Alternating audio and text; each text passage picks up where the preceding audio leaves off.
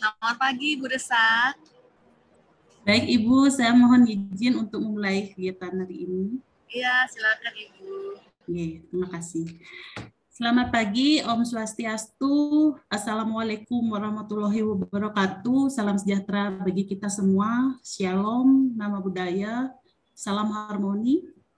Yang terhormat Ibu Dian Anggraini SE MSI AK, selaku narasumber dalam kegiatan Joint Teaching pada hari ini. Kemudian tidak lupa juga saya sampaikan salam hormat kepada Bapak Imanuddin Sauki, kemudian Ibu Denti Trisna Mutiara, serta mahasiswa S2 Akuntansi Undiksa yang kami banggakan. Puji syukur kita panjatkan kepada Tuhan Yang Maha Esa yang telah memberikan rahmat dan karunia-Nya kepada kita sehingga kita dapat hadir di acara ini dengan sehat dan bahagia. Hari ini program studi S2 Akuntansi Undiksa menyelenggarakan acara yang sangat inspiratif bagi sivitas akademika, yakni Joint Teaching dalam mata kuliah perpajakan. Kebetulan topiknya yang kita angkat itu adalah edukasi perpajakan. Jadi tujuan dari kegiatan ini adalah memberikan tambahan wawasan kepada mahasiswa S2 Akuntansi Undiksa sehingga bisa meningkatkan kompetensi mahasiswa dan bisa juga digunakan sebagai salah satu kajian dalam menyusun tesis nantinya. Narasumber dari kegiatan ini adalah Ibu Dian Anggraini. Beliau adalah penyuluh pajak ahli media Direktorat P2 Humas Direktorat Jenderal Pajak. Kami mengucapkan terima kasih kepada Ibu Dian Anggraini karena telah berkenan untuk meluangkan waktunya agar bisa memberikan serta membagikan pengetahuan serta pengalamannya yang sudah tentu nantinya akan sangat luar biasa ya. Sehingga nantinya akan sangat bermanfaat bagi mahasiswa kami. Kegiatan ini nantinya akan dipandu oleh moderator yaitu Bapak Imade Anjol Wiguna, SEBKP. Jadi beliau selain sebagai mahasiswa S2 Akuntansi Undiksa, beliau juga berperan sebagai Ketua Tech Center HIPMI Bali. Demikian yang bisa saya sampaikan pada kesempatan kali ini. Saya memohon maaf apabila ada kesalahan dalam penyampaiannya. Selanjutnya saya persilakan kepada Bapak Anjol Wiguna untuk memandu acara ini hingga akhir. Akhir kata saya ucapkan Parama Santi, Om Santi Santi Santi Om. Assalamualaikum warahmatullahi wabarakatuh. Silakan Bapak Anjol. Terima kasih. Selamat pagi Bu Desa, terima kasih sudah memberikan kepercayaan kepada saya sebagai moderator dalam kuliah atau joint teaching pada pagi yang berbahagia ini. Selamat pagi Bu Dian Anggraini, mungkin dulu kita pernah bertemu ketika HIPMI mengadakan sosialisasi mengenai tata cara pengisian SP tahunan. Mudah-mudahan Ibu masih ingat dengan saya Bu. Salam jumpa kembali Bu. Selamat pagi beserta dengan Bapak Ibu dari DJP. Selamat pagi teman-teman mahasiswa S2 Universitas Pendidikan Ganesha. Semoga dalam hari ini semua dalam keadaan sehat dan berbahagia. Baik, sebelum Ibu Dian nanti akan mengisi materi pada kesempatan ini, alangkah baiknya kita berkenalan dulu dengan Bu Dian ini. Ibu Dian ini siapa sih sebenarnya? Dari mana sih sebenarnya? Biar kita sama-sama kenal seperti itu Bu. Mungkin dari Pak Komangtri, mohon bantuan untuk men-share CV singkat dari Ibunya.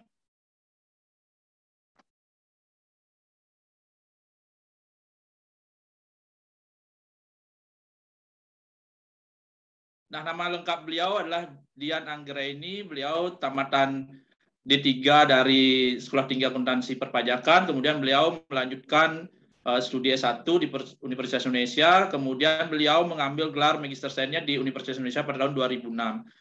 Nah, posisi beliau saat ini sebagai penyuluh ahli media di Direktorat Penyuluhan Pelayanan dan Hubungan Masyarakat. Nah, baik, untuk mempersingkat waktu, Bu, Ibu, kami persilakan untuk menyampaikan materi pagi ini. Mudah-mudahan nanti setelah Ibu menyampaikan materi, kita sebagai mahasiswa menangkap dan memahami apa itu perpajakan, khususnya di situasi pandemi ini, Bu. Kiat-kiat apa yang mesti nanti dilakukan oleh wajib pajak, mudah-mudahan dari apa yang Ibu nanti paparkan bisa bermanfaat bagi kami semua. Untuk itu, waktu dan kesempatan kami berikan ke Ibu. Terima kasih, Bu. Baik, terima kasih Pak Anjol. Apakah suara saya cukup terdengar? Cukup jelas, Bu, cukup jelas. Baiklah. Om Swastiastu, selamat pagi. Swastiastu, Bu Dian. Iya, Pak Ibu Desak ya. Pertama-tama saya ingin menyapa karena Ibu Desak yang menghubungi saya ya, Pak Anjol. Kemudian yang saya hormati juga Pak Anjol Wiguna dan juga seluruh jajaran dosen di Undiksa Singaraja Bali dan juga tentunya Bapak Ibu teman-teman mahasiswa dari program Maksi ya, Bu Desak ya. Iya, benar Ibu. Telah hadir ya, menyempatkan diri hadir di dalam kegiatan joint teaching ataupun edukasi perpajakan pada hari Minggu nih ya, minggu-minggu lumayan ya, Bu Desak sudah ada 40-an mahasiswa ya. Saya senang sekali dengan semangat para mahasiswa di Bapak Ibu semua nih ya, Bapak Ibu yang ada di program Maksi Undiksa. Jadi Bapak Ibu tadi Pak Anjol sudah memperkenalkan sedikit ya tentang saya, namun saya ingin memperkenalkan lagi bernostalgia ya Bu Desak ya, karena Bali ini istimewa buat saya. Walaupun saya sekarang ada di Jakarta ya Bapak Ibu. Jadi sekarang kita sudah terpisah jarak dan waktu ya. Di sini masih jam 8.30-an ya Bapak Ibu ya. Namun hati saya masih ada di Bali Bu Desak.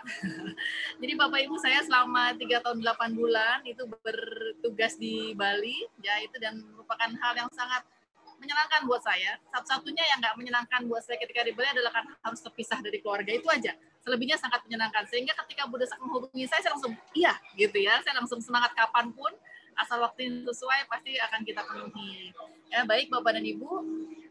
Jadi saya senang sekali bisa berjumpa kembali dengan Bapak dan Ibu dari Bali. Semuanya juga bisa di Singaraja. Selama saya berdinas di Denpasar, sempat beberapa kali lah saya main ke Singaraja, berjumpa dengan Bu Desak dan Pak Anjol juga. Dan ada Pak Yase ya kalau nggak salah ya, dari Singaraja juga ya mungkin nggak hadir saat ini.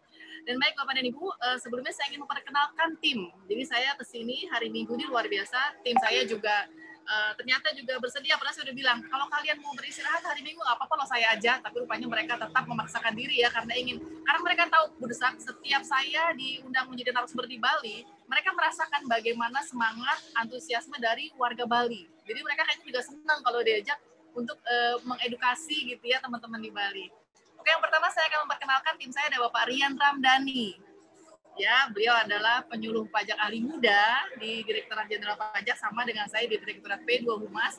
Kemudian ada Bapak Imaduddin Zauki. Boleh disapa aja biar tahu yang mana Pak Rian, yang mana Pak Zauki sambil kenalan ya. Baik, Assalamualaikum Om Swastiastu. Selamat pagi Bapak Ibu semuanya. Selamat pagi Bapak. Halo, selamat pagi. Saya Rian, Bapak Ibu. Iya, selamat pagi. Salam kenal Bapak. Iya, baik Bu. Dan yang terakhir ada Ibu Denti. Ini kami jadi 2 perempuan, 2 laki-laki ya dalam tim. Ibu Denti, silakan kalau mau menyapa. Assalamualaikum, Om Swastiastu, Bapak dan Ibu semuanya. Om Swastiastu Ibu, salam kenal. Sama-sama Bu Desak. Kami adalah, terima kasih ya Mbak Denti, Mas Rian, dan Pak Zauki. Jadi kami ini tim di Direktorat P2 Humas, Ibu Desak, Pak Anjol sekalian juga saya ingin memperkenalkan bahwa ada jabatan baru memang di Direktorat Jenderal Pajak, yaitu jabatan fungsional penyuluh. Ya, seperti kami ini. Jadi kami ini memang tugasnya setiap saat adalah memberikan edukasi perpajakan kepada masyarakat. Dan kami bekerja dalam satu tim seperti ini. Baik, Bapak dan Ibu, tidak berlama-lama ya, karena di sana sudah siang. Ya, saya akan memulai memaparkan apa yang diminta oleh Ibu Desak ya, melalui Ibu Desak, yaitu materi mengenai insentif perpajakan dalam kerangka pemulihan ekonomi nasional. Namun sebelumnya Bapak dan Ibu, untuk dokumentasi kami mohon Bapak dan Ibu untuk dapat mengisi presensi dulu ya Bu Desak, boleh ya? Bisa Ibu, silakan. Ya, sudah kami share di link di kolom chat, ada link presensi dan pre-testnya. Jadi kami ingin mengetahui terlebih dahulu kira-kira bagaimana sih pemahaman Bapak dan Ibu terhadap materi yang akan kami share berikut ini. Jadi sambil saya menyampaikan materinya, kami mohon sekali lagi Bapak dan Ibu bisa sambil ya, sebentar aja kok ini isi presensi dan pretestnya ini nggak susah ya, hanya berapa 3 atau 5 soal Mas Zauki? Tiga soal ya? Tiga saja. Tiga. Jadi bisa disambi ya. Baik. Sekali lagi saya mau tes nih karena saya ada di luar ruangan Bu Desak karena kebetulan agak berbarengan dengan kegiatan anak-anak saya. Jadi saya nggak ada di rumah, tapi suara saya terdengar jelas ya. Suara-suara di belakang tidak mengganggu ya? Tidak, Ibu. Sudah tidak, jelas. Bu. Tidak. Oke, syukurlah. Jadi saya coba memulai ya. Sebentar. Nanti materinya teman-teman mungkin Mas Rian tolong diubah ke PDF, nanti bisa di-share di akhir acara ya.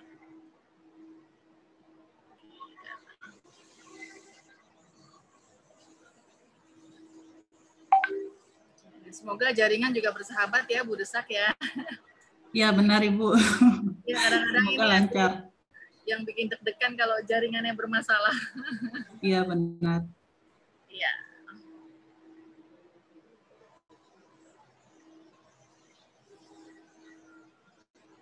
Baik, sudah keluar ya? Sudah, Ibu. Oke, baik ya. Jadi tinggal di slide share, mohon maaf. Oke, sudah ya, biar saya share sendiri saja nggak apa-apa. Tapi sudah kelihatan ya? Iya. Silakan Ibu. Oke, baik. Jadi seperti yang sudah saya sampaikan di awal tadi, bahwa pada hari ini kita akan berdiskusi lah Bapak Ibu ya. Jadi bukannya belajar sih sebenarnya, berdiskusi karena saya yakin Bapak dan Ibu juga sudah sering mendengar, yaitu hal mengenai insentif perpajakan. Jadi ini ada dua variabel nih. Ada insentif perpajakan, ada PEN, Pemulihan Ekonomi Nasional. Nah, apa kaitannya? Nanti kita akan pelajari bersama dan apa saja isi dari insentif perpajakan tersebut. Jadi kita memulai dari fenomena Bapak Ibu ya yang terjadi sejak kira-kira hampir 2 tahun ya. Jadi 1,5 tahun lebih yang lalu, yaitu di mana pada tanggal 2 Maret 2020 itu secara resmi ditemukannya kasus pertama COVID-19 di Indonesia. Jadi ketika di akhir 2019 banyak negara-negara yang sudah mengumumkan mereka sudah terpapar atau sudah mengalami endemi lah ya di daerahnya waktu itu, di negara-negara masing-masing penyebaran kasus COVID-19. Nah, akhirnya sampai juga ke Indonesia pada tanggal 2 Maret 2020 diumumkannya ya.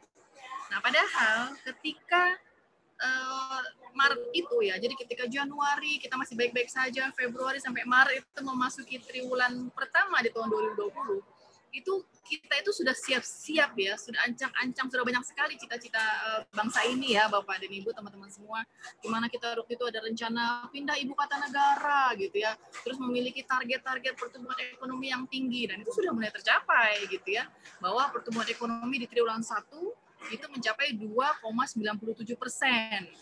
Namun kan apa mau dikata gitu ya Bapak Ibu, tiba-tiba datang badai yang begitu mendadak yang mana semua negara dimanapun itu tidak merasa siap menghadapi ini ya. Jadi tidak siap, tapi kan dituntut sebagai pemerintah ya, satu-satunya tempat masyarakatnya, rakyatnya itu bersandar mengandalkan diri, maka pemerintah harus memberikan respon yang cepat gitu. Walaupun sebenarnya ya tadi saya sampaikan tidak ada negara manapun di dunia ini yang siap gitu ya. Tapi negara Indonesia, pemerintah Indonesia pun harus mau nggak mau harus siap, harus mengambil langkah-langkah yang cepat, tepat, dan akurat. Karena kalau salah langkah ini perkaranya bisa panjang begitu ya. Sehingga pada saat itu di bulan Maret juga ya. Jadi ketika itu 2 Maret kasus pertama, 13 Maret saya ingat itu waktu dia, 13-14 Maret itu sudah mulai PSBB.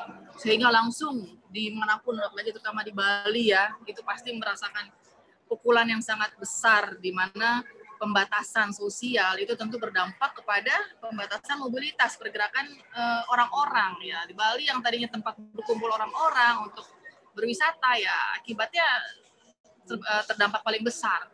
Nah, sehingga pemerintah mengambil langkah cepat pertama kali itu dengan menerbitkan peraturan pemerintah pengganti Undang-Undang Nomor 1 Tahun 2020.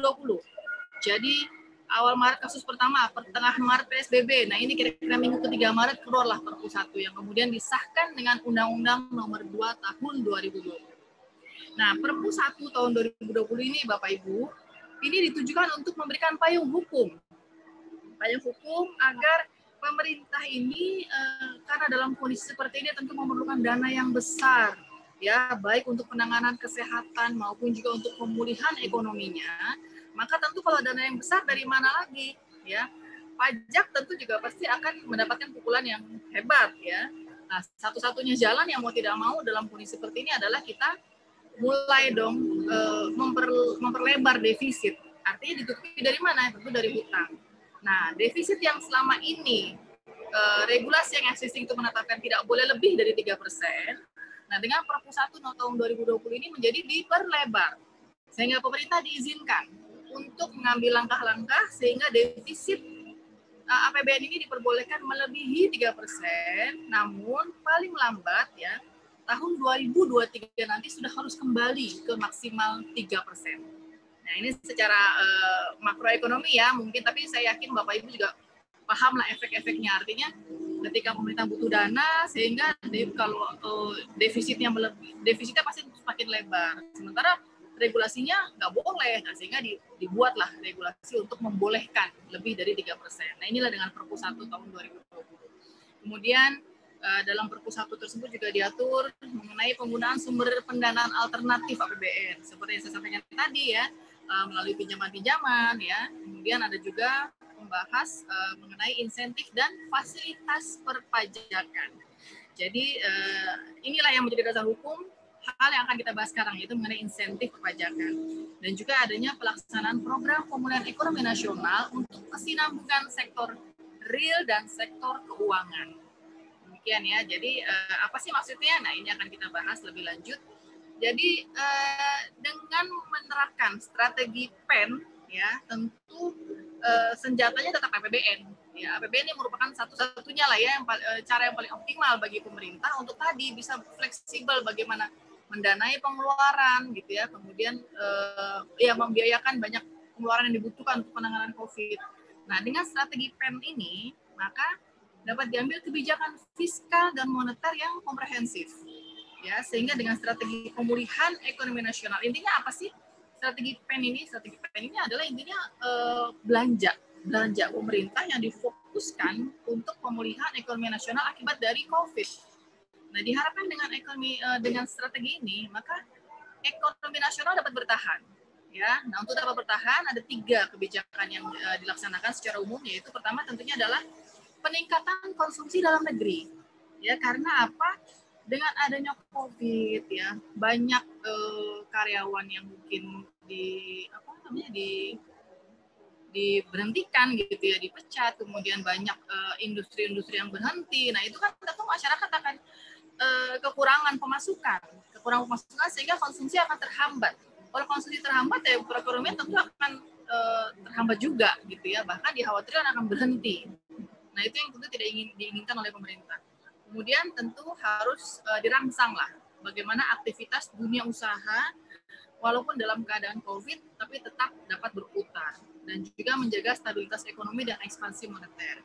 Karena kita tahu ya Bapak Ibu, penanganan COVID dengan perekonomian itu suatu hal yang kontradiktif gitu ya. Penanganan COVID satu-satunya jalan adalah hanya dengan pembatasan sosial. Dengan pembatasan sosial, orang nggak kemana-mana, orang nggak melakukan belanja, usaha sepi, sehingga ekonominya turun. Nah, bagaimana pemerintah bisa menyeimbangkan kedua hal tersebut? Ini adalah hal yang menjadi krusial ya di dalam kondisi pandemi COVID ini. Nah, ini saya berikan gambaran bagaimana alokasi APBN untuk dana pemulihan ekonomi nasional.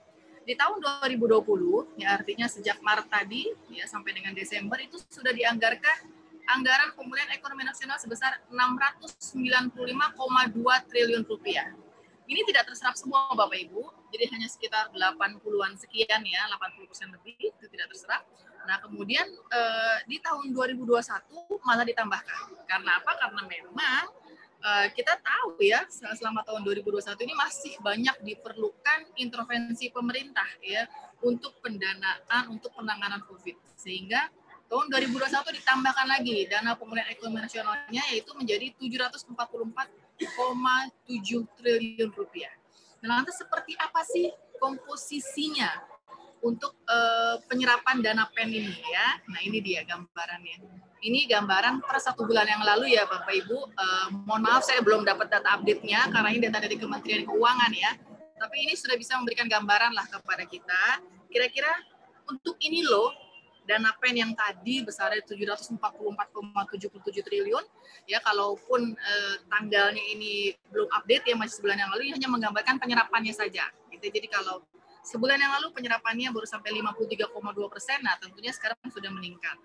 Nah ini dia, ini adalah pos-pos ya yang dibiayai oleh dana pen tadi. Paling besar tentunya adalah kesehatan. Ya, pagunya sebesar 214,96 triliun rupiah. Nah, ini manfaatnya tadi banyak penggunaannya, yaitu untuk rumah sakit darurat asrama haji di Pondok Gede, bagaimana pemerintah merekonstruksi ya rumah sakit haji tadi untuk menjadi tempat isolasi. Karena Bapak Ibu mungkin kita masih ingat lah, masih sangat lekat ketika sekitar bulan Mei sampai dengan Juli kemarin ya, sama dengan Juni, Juli, Agustus lah, itu ada serangan dari varian Delta yang cukup mengejutkan, itu luar biasa. Saya kalau ingat itu sedih rasanya gitu ya, betapa banyak teman-teman kerabat kita yang menjadi korban, dan betapa memprihatinkan ya kondisi ketika bulan Juni, Juli, sehingga banyak tempat-tempat hotel-hotel, termasuk juga asrama haji ini yang kemudian dipindahkan ininya. Sebentar, ini kok saya ada telepon ya? Sebentar ya.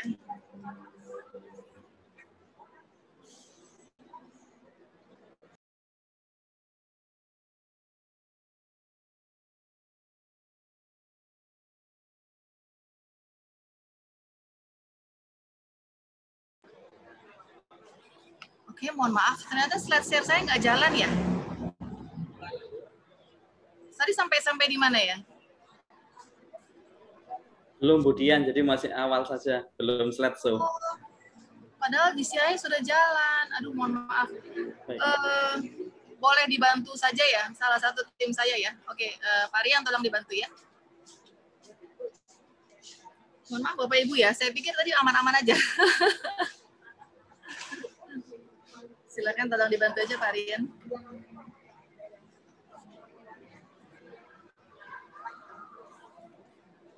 Gimana? Pak Rian belum menjadi co-host ya? Masih di mute Pak Rian. Mungkin Bu Desak yang atas sama Direktorat Perumas bisa dijadikan co-host dulu ya. Untuk ya, Ibu. Saya. Baik. Mohon maaf ya Bapak Ibu ya. Tapi saya aman-aman saja sih, jalan-jalan aja. Nggak masalah Ibu. Cek, oke. Oke. Silakan Pak Rian, udah bisa? Nah, ini dia. Oke, lanjut. Ini ya tadi ya. Ini yang saya bahas tadi ya. Semoga pelan-pelan aja Pak Rian biar bisa diserap. Tadi yang saya jelaskan respon pemerintah. Kemudian selanjutnya adalah bagaimana pen ini diharapkan ya dapat mencapai tujuan tadi perekonomian dapat bertahan, sehingga dilakukan melalui 3 kebijakan ini: peningkatan konsumsi dalam negeri, peningkatan aktivitas dunia usaha, dan juga menjaga stabilitas ekonomi dan ekspansi moneter. Selanjutnya, ya ini dia dana pen-nya ya, tadi ya saya sudah sempat jelaskan. Kemudian lagi,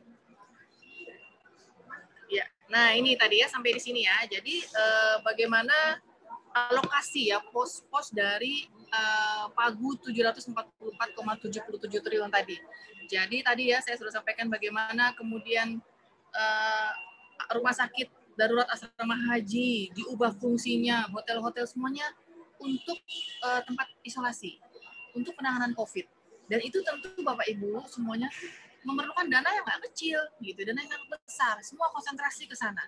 Kemudian ada juga pembagian paket obat untuk masyarakat, karena kan banyak ya obat-obatan. Jadi Bapak Ibu yang mungkin pernah terkena ya COVID, saya sendiri juga pernah pas tahun yang lalu, itu merasakan. Saya waktu itu dirawat di Wisma Atlet, mendapatkan banyak obat-obat ya, itu terus dapat makan juga sehari 3 kali di Wisma Atlet ya, makanannya enak, dapat snack, nah itu semua gratis. Nah kadang-kadang kita nggak sadar gitu ya, gratis itu udah kewajiban pemerintah. Oke, betul, itu adalah kewajiban pemerintah. Tapi pemerintah mau dapat uangnya dari mana, gitu ya. Nah ini nanti yang ujungnya kita harapkan dapat terbangun lah ya, sedikit saja awareness paling tidak. Oh iya, memang disinilah fungsi pemerintah dalam hal ini melalui perpajakan, gitu ya Bapak Ibu. Nah kemudian ada biaya perawatan, kemudian ada insentif nakes ya. Jadi selain selain penanganan COVID-nya, tentu pemerintah harus memikirkan ini bagaimana nih orang-orang yang udah capek-capek, ya siang malam. Saya sedih ya kalau melihat nakes kita yang sampai akhirnya juga menjadi korban karena mereka terlalu lelah. Nah itu tentu harus dipikirkan juga pemerintah bagaimana insentif buat mereka. Ada alokasinya. Kemudian pengadaan vaksin. Nah ini yang ketika tahun lalu belum begitu banyak atau bahkan belum ada. Nah sekarang ini difokuskan ke sini. Bagaimana vaksin-vaksin yang sekarang sudah mulai banyak rakyat Indonesia yang sudah tervaksinasi, ya ini semuanya juga anggarannya dari PEN ini. Kemudian bantuan iuran JKN ya, Kesejahteraan Nasional. Nah, ada juga perlindungan sosial, karena tadi bukan cuma kesehatan yang perlu ditangani, tapi juga bagaimana nih kesejahteraan dari rakyatnya. Tentu perlu dipilah-pilah bagaimana masyarakat yang membutuhkan bantuan dari pemerintah. Ya, ada program Keluarga Harapan diberikan kepada 9,9 juta ya keluarga. Kemudian juga ada pemberian kartu sembako ya diberikan kepada 17 juta keluarga, dan juga BST, ada bantuan sosial tunai. Ada lagi BLT. Nah, kalau BLT Bapak Ibu tentu paham ya, karena ini dialokasikan dari dana desa.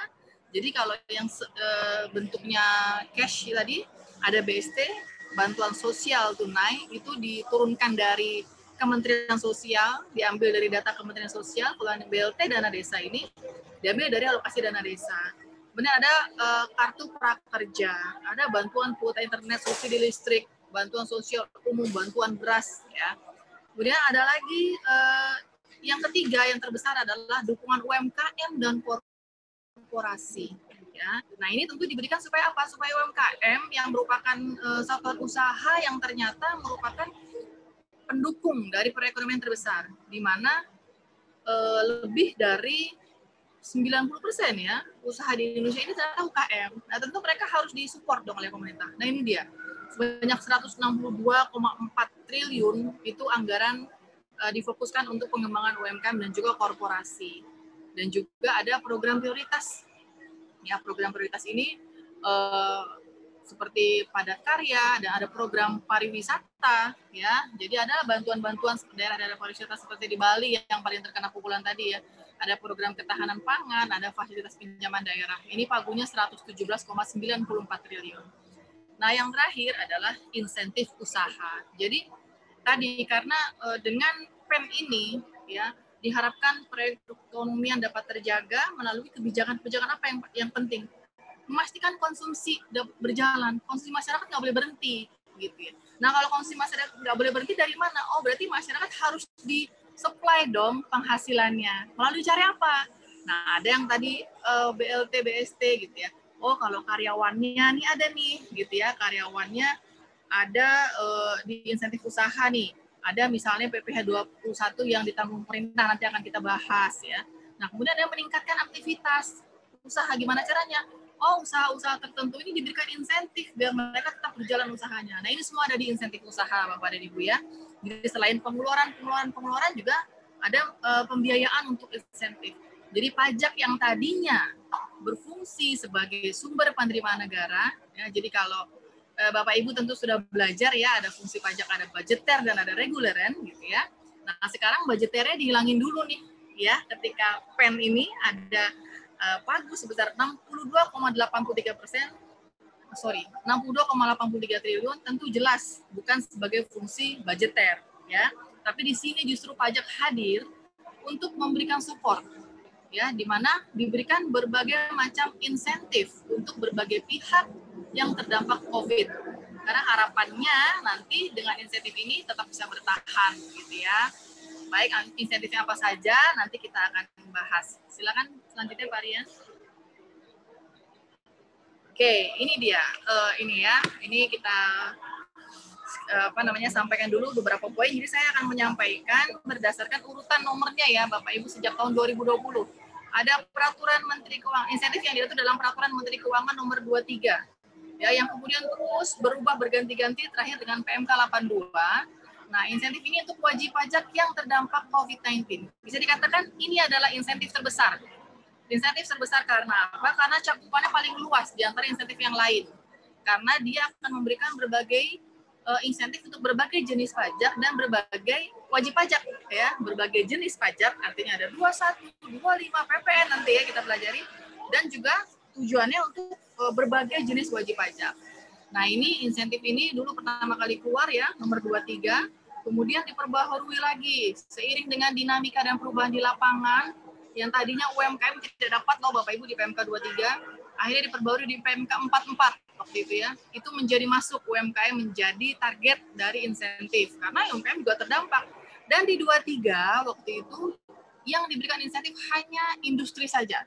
Perusahaan manufaktur. Dulu saya ingat saya masih di Bali, itu perusahaan-perusahaan yang pemilik hotel ya, itu pada protes. Itu kan termasuk jasa. Loh, kami paling terdampak, kok kami nggak diberikan insentif? Nah, kemudian diberikanlah itu di PMK 44, itu sangat luas ya, pemberian insentif berdasarkan clue, klasifikasi lapangan usaha di mana di situ terdapat juga jasa-jasa termasuk jasa pariwisata yang ada di Bali.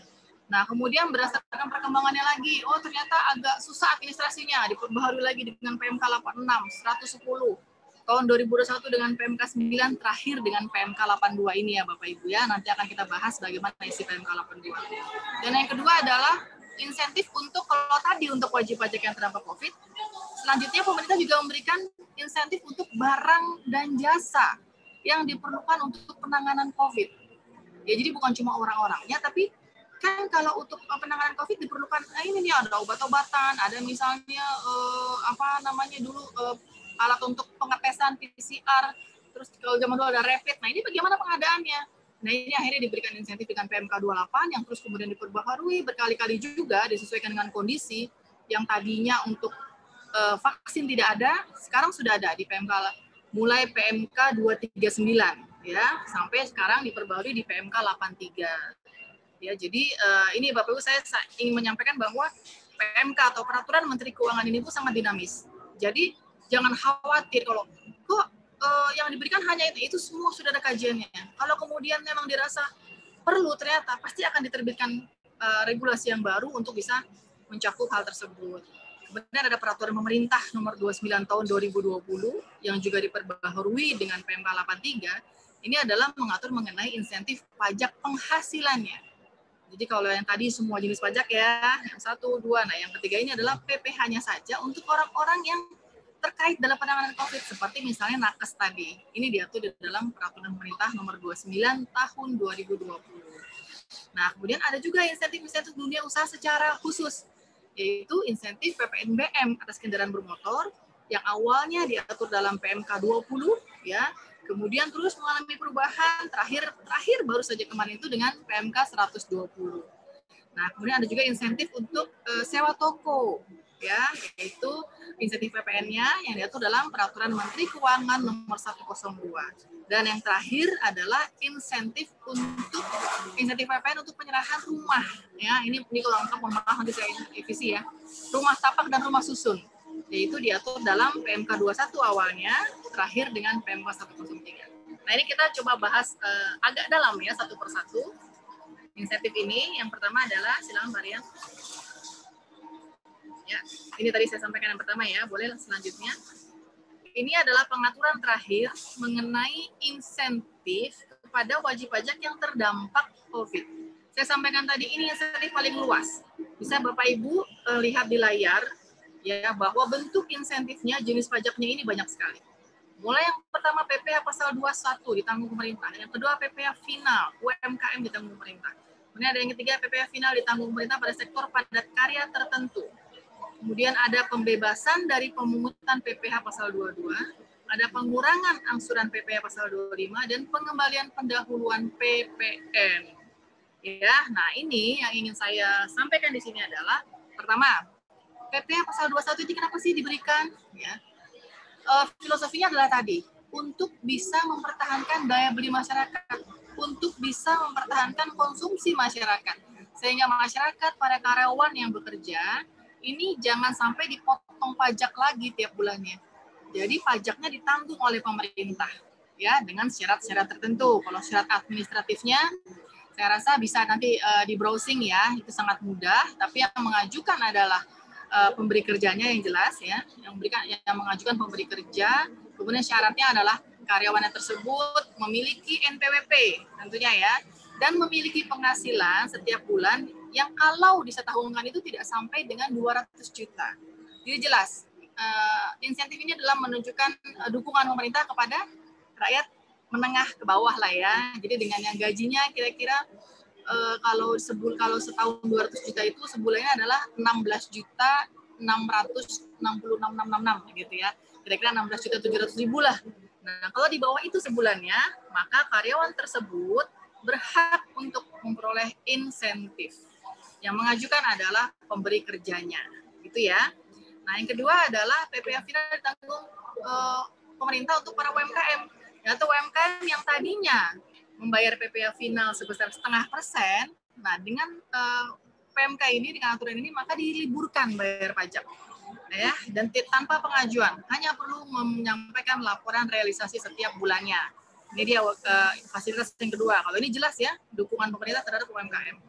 Nah, yang ketiga itu untuk sektor padat karya tertentu. Mungkin ini jarang ya digunakan karena hanya untuk tadi P3TGAI gitu ya, perusahaan-perusahaan yang terkait dengan pengairan. Nah, kalau harusnya kan pembangunan jasa konstruksinya ada PPh-nya. Nah, ini ditanggung pemerintah juga.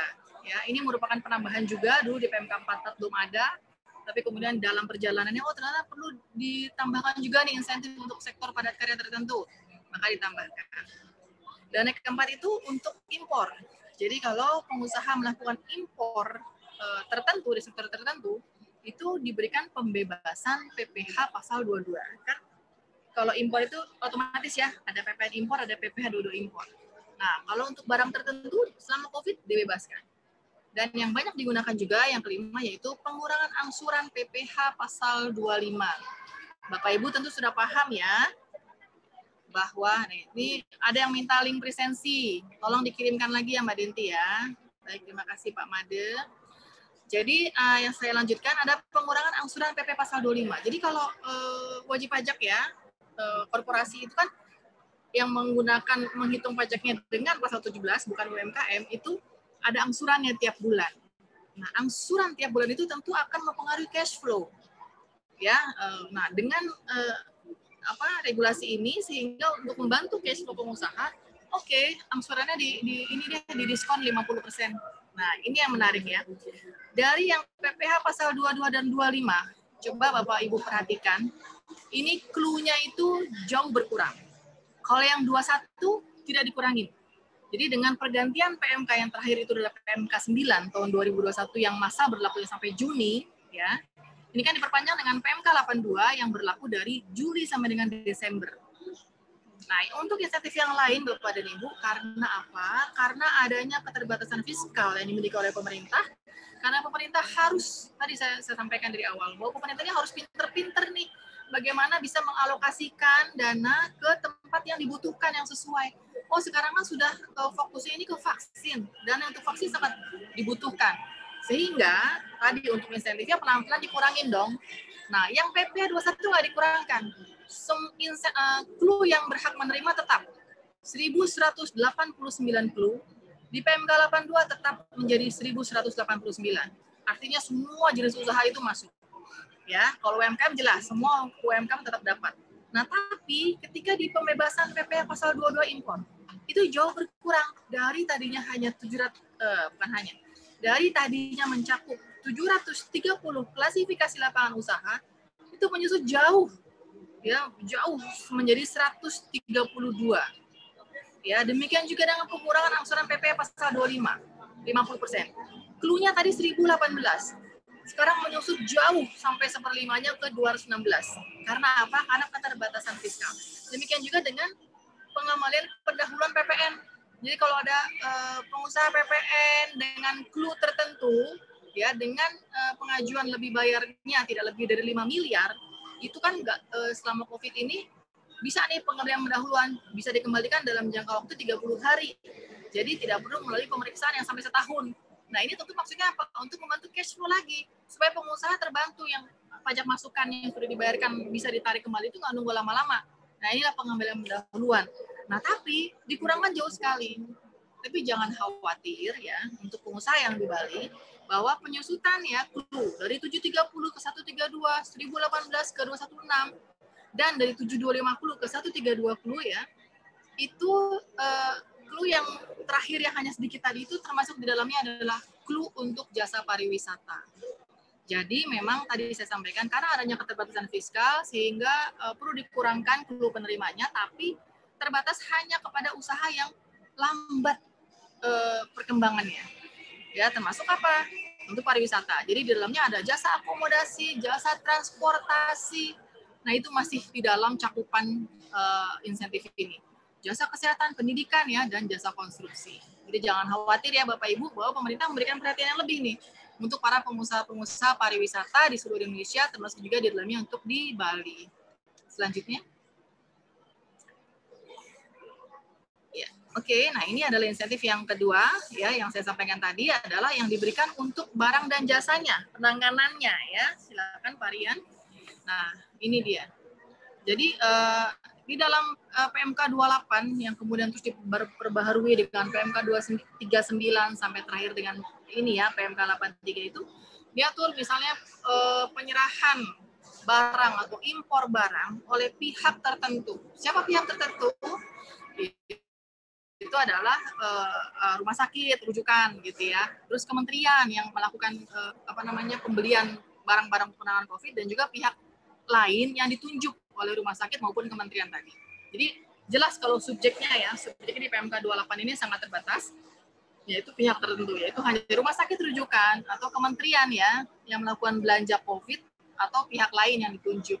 Nah, ini memberikan belanja apa saja? Nah, nanti bisa dibaca di PMK 28-nya Bapak Ibu ya.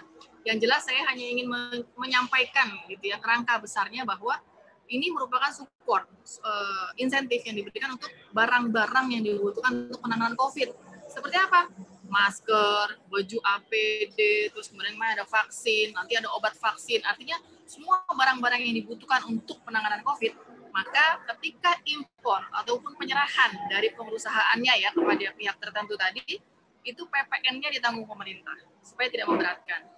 Nah, di dalam PMK 83 ini juga memperpanjang periode dari insentif yang diberikan kepada nakes tadi saya sampaikan diatur dalam PP 29.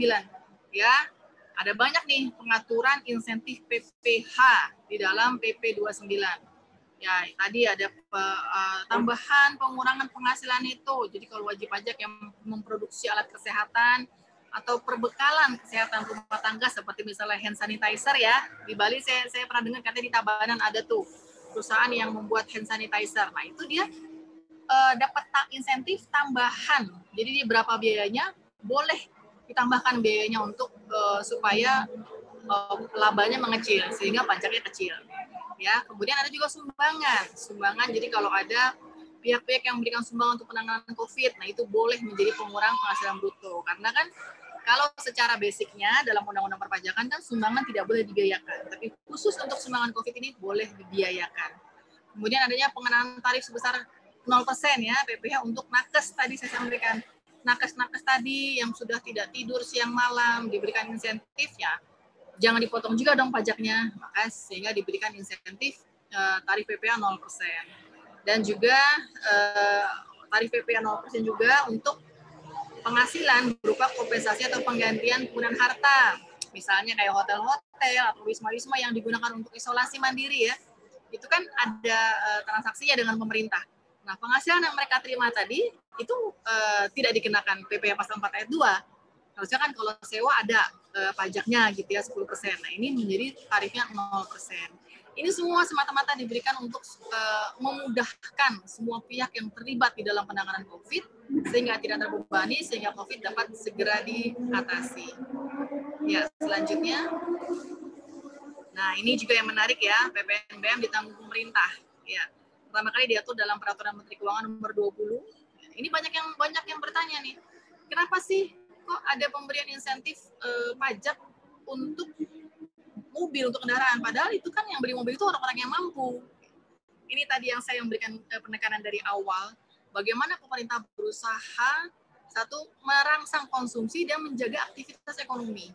Ya, jadi Bapak Ibu harus kita pahami bahwa bagaimana industri otomotif ini sedemikian besarnya yang membawa gerbong industri ikutan di belakangnya.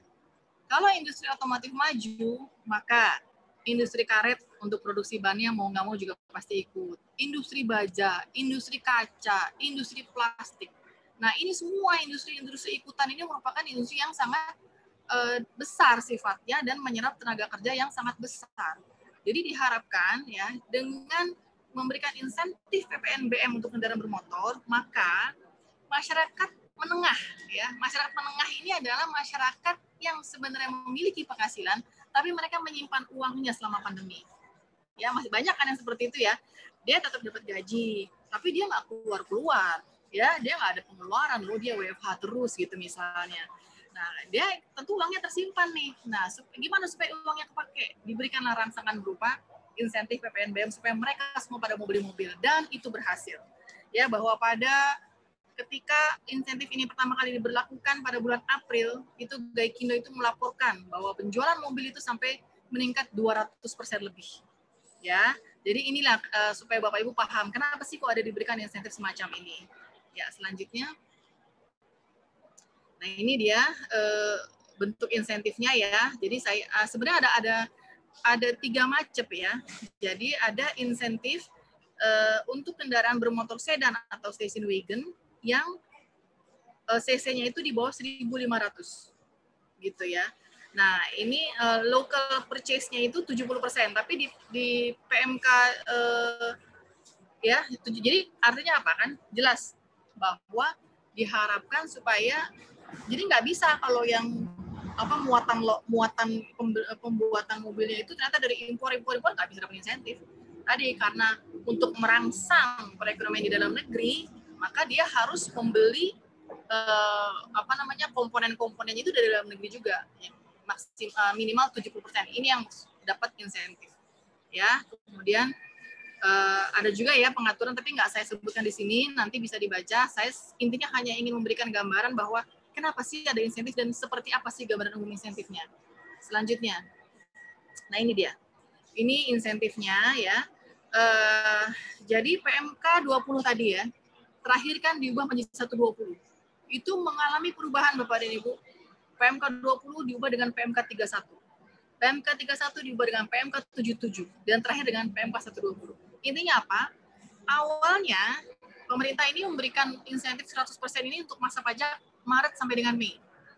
Begitu Mei selesai, nah harusnya di masa Juni sampai dengan Agustus itu adalah insentif 50% tadinya. Nanti sisanya di masa September sampai dengan Desember adalah 25%. Tapi ternyata begitu jatuh temponya begitu sampai di Mei, wah ternyata masih dibutuhkan nih insentifnya, sehingga ditambah lagi. Jadi dengan PMK terakhir itu PMK 77 ya, itu di masa Juni sampai dengan Agustus 100% lagi. Jadi 100 baru masa September sampai dengan Desember 25 tadinya. Tapi tadi karena saya sampaikan berulang kali bahwa peraturan Menteri Keuangan yang mengatur mengenai insentif ini sifatnya dinamis. Bagaimana perkembangan di lapangan kemudian akan dievaluasi oleh pemerintah. Nah, di bulan Agustus ini ternyata dirasa masih perlu nih insentif ini. Ternyata efeknya gitu ya, multiplier efeknya cukup besar. Sehingga nih jadi 100% terus. Jadi dari awal insentif ini berlaku sampai dengan Desember adalah diberikan insentif PPNBM ya. Ini untuk kendaraan yang 1.500 cc ya. Dengan muatan tadi 70% adalah 100%. Jadi tidak ada PPNBM-nya. Jadi kalau Bapak dan Ibu mungkin ya dapat kiriman WA gitu dari dealer ya, PPNBM 100%, itu benar. Padahal tadinya kan 100% hanya berlaku sampai dengan Agustus terakhir. Itu diperpanjang lagi. Nah, tapi kalau untuk yang CC-nya saya tidak tampilkan di sini ya. 1.500 sampai dengan 2.500 itu kalau yang 4x2 adalah 50% dari awal sampai dengan Desember. Kalau yang 4x4 ya, itu 25%. Jadi yang 100% tadi hanya untuk yang 1.500 cc. Baik, selanjutnya ini adalah insentif yang diberikan untuk pengusaha yang menyewa ruangan. Nah, jadi Bapak dan Ibu, tentu kita juga menyaksikan bagaimana mal-mal, toko-toko itu menjadi sepi. Kalau sekarang sih sudah ramai banget ya. Sekarang udah ramai banget. Udah kalau di Jakarta ya, itu sudah hampir normal. Tapi kalau dulu apalagi ketika Delta menyerang, aduh itu kasihan sekali.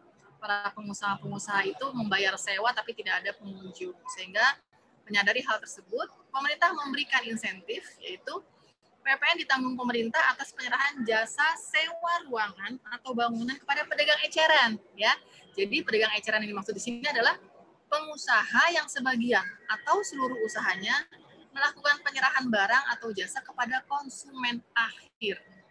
Jadi jelas ya, dukungan ini diberikan kepada pengusaha kecil karena yang memberikan jasanya tadi atau dagang barangnya itu kepada konsumen langsung, bukan kepada penyalur, bukan kepada agen. Gitu. Jadi konsumen yang langsung beli untuk dipakai sendiri.